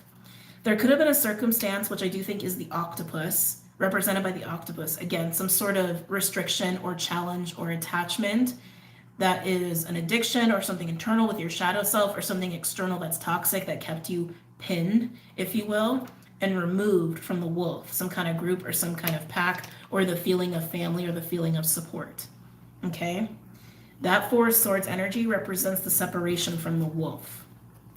That same 4 of Swords energy also speaks to being entangled or dealing with that octopus energy. And we have 7 of Swords, 3 of Swords, and the 9 of Wands in reverse. And what I'm getting is see it. See it, see it. Stop playing hide and seek. See the octopus for what it is. 7 of Swords in reverse is implying look beyond the veil. Look beyond Look beyond, right? Because Seven of Swords is about what's going on behind closed doors in your shadow self, or again, something that you just haven't seen yet. See it for what it is. That Three of Swords, pain, tension, stress. See it for what it is. Nine of Wands in reverse. Some of you, this is about really recognizing how you've allowed the octopus to dominate you, control you, again, keep you pinned when you didn't have to, right? This is about you letting go of whatever that is. Some of you, it's revealing ways that you self-sabotage. Some of you, it's about seeing the octopus as a security blanket because you haven't been looking at your own pain, your own emotions, and how much you really need to let go of the octopus, okay? It's a false sense of safety. It's like it's mistaking safety and stability for imprisonment. Like, or the opposite, right? Like being in prison but mistaking it for a false sense of security. Coping mechanisms, addictions, etc., right? You guys understand what I'm getting at, right? I hope I'm like speaking to this like in the right way, because I can see all the ways this is manifesting. So again, I just want to be clear. The octopus is what separated you from the wolf. The octopus is a coping mechanism, some sort of denial, some sort of self-sabotage, an addiction of sorts. Either way, it's been keeping you from the wolf. It's been keeping you from this feeling of support or family or group support even. And what Spirit is saying is it's time to see the octopus for what it is. How you sabotage things, or how you run away from your own emotions, and that actually separated you from the wolf in the first place. What coping mechanisms or addictions are providing you a false sense of security, which are really providing you an escape into your own denial. It's time to let it go. That's what this is saying. It's time to let it go. Devil in reverse. Let it go, let it go, let it go. And again, if you're in the group where this is pertaining to how you are as a parent, again, 2 pages can indicate 2 children, doesn't have to. It's about how you allow that to get in the way of you being a good parent to them. Sorry, just calling it what it is. Overall, 4 of Wands. Stability, walking through the portal, social events, the home, beautiful. 2 of Wands, course correction is how I look at the 2 of Wands. It also indicates like what path you're going to take. You're going to go left, you're going to go right. But this is about heading in the direction that provides stability, true safety, and really getting to work on that with the 8 of Pentacles. Really focusing that, really cultivating that stability.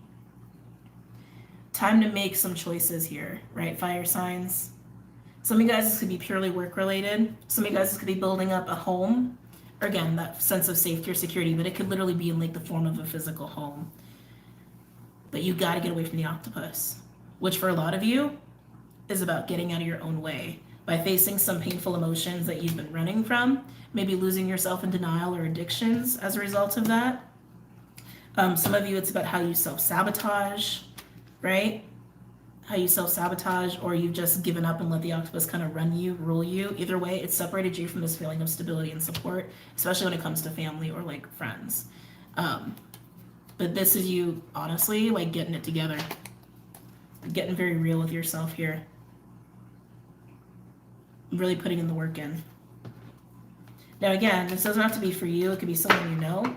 But it's very clear that this can turn in your favor if you look at the octopus for what it is and stop playing hide and seek. Whew, that was intense. All right, 3-hour video. I hope you guys really enjoyed this reading, all the readings. Don't forget to check out the website, social media, all that stuff, and I will see you guys very soon, okay? Take care.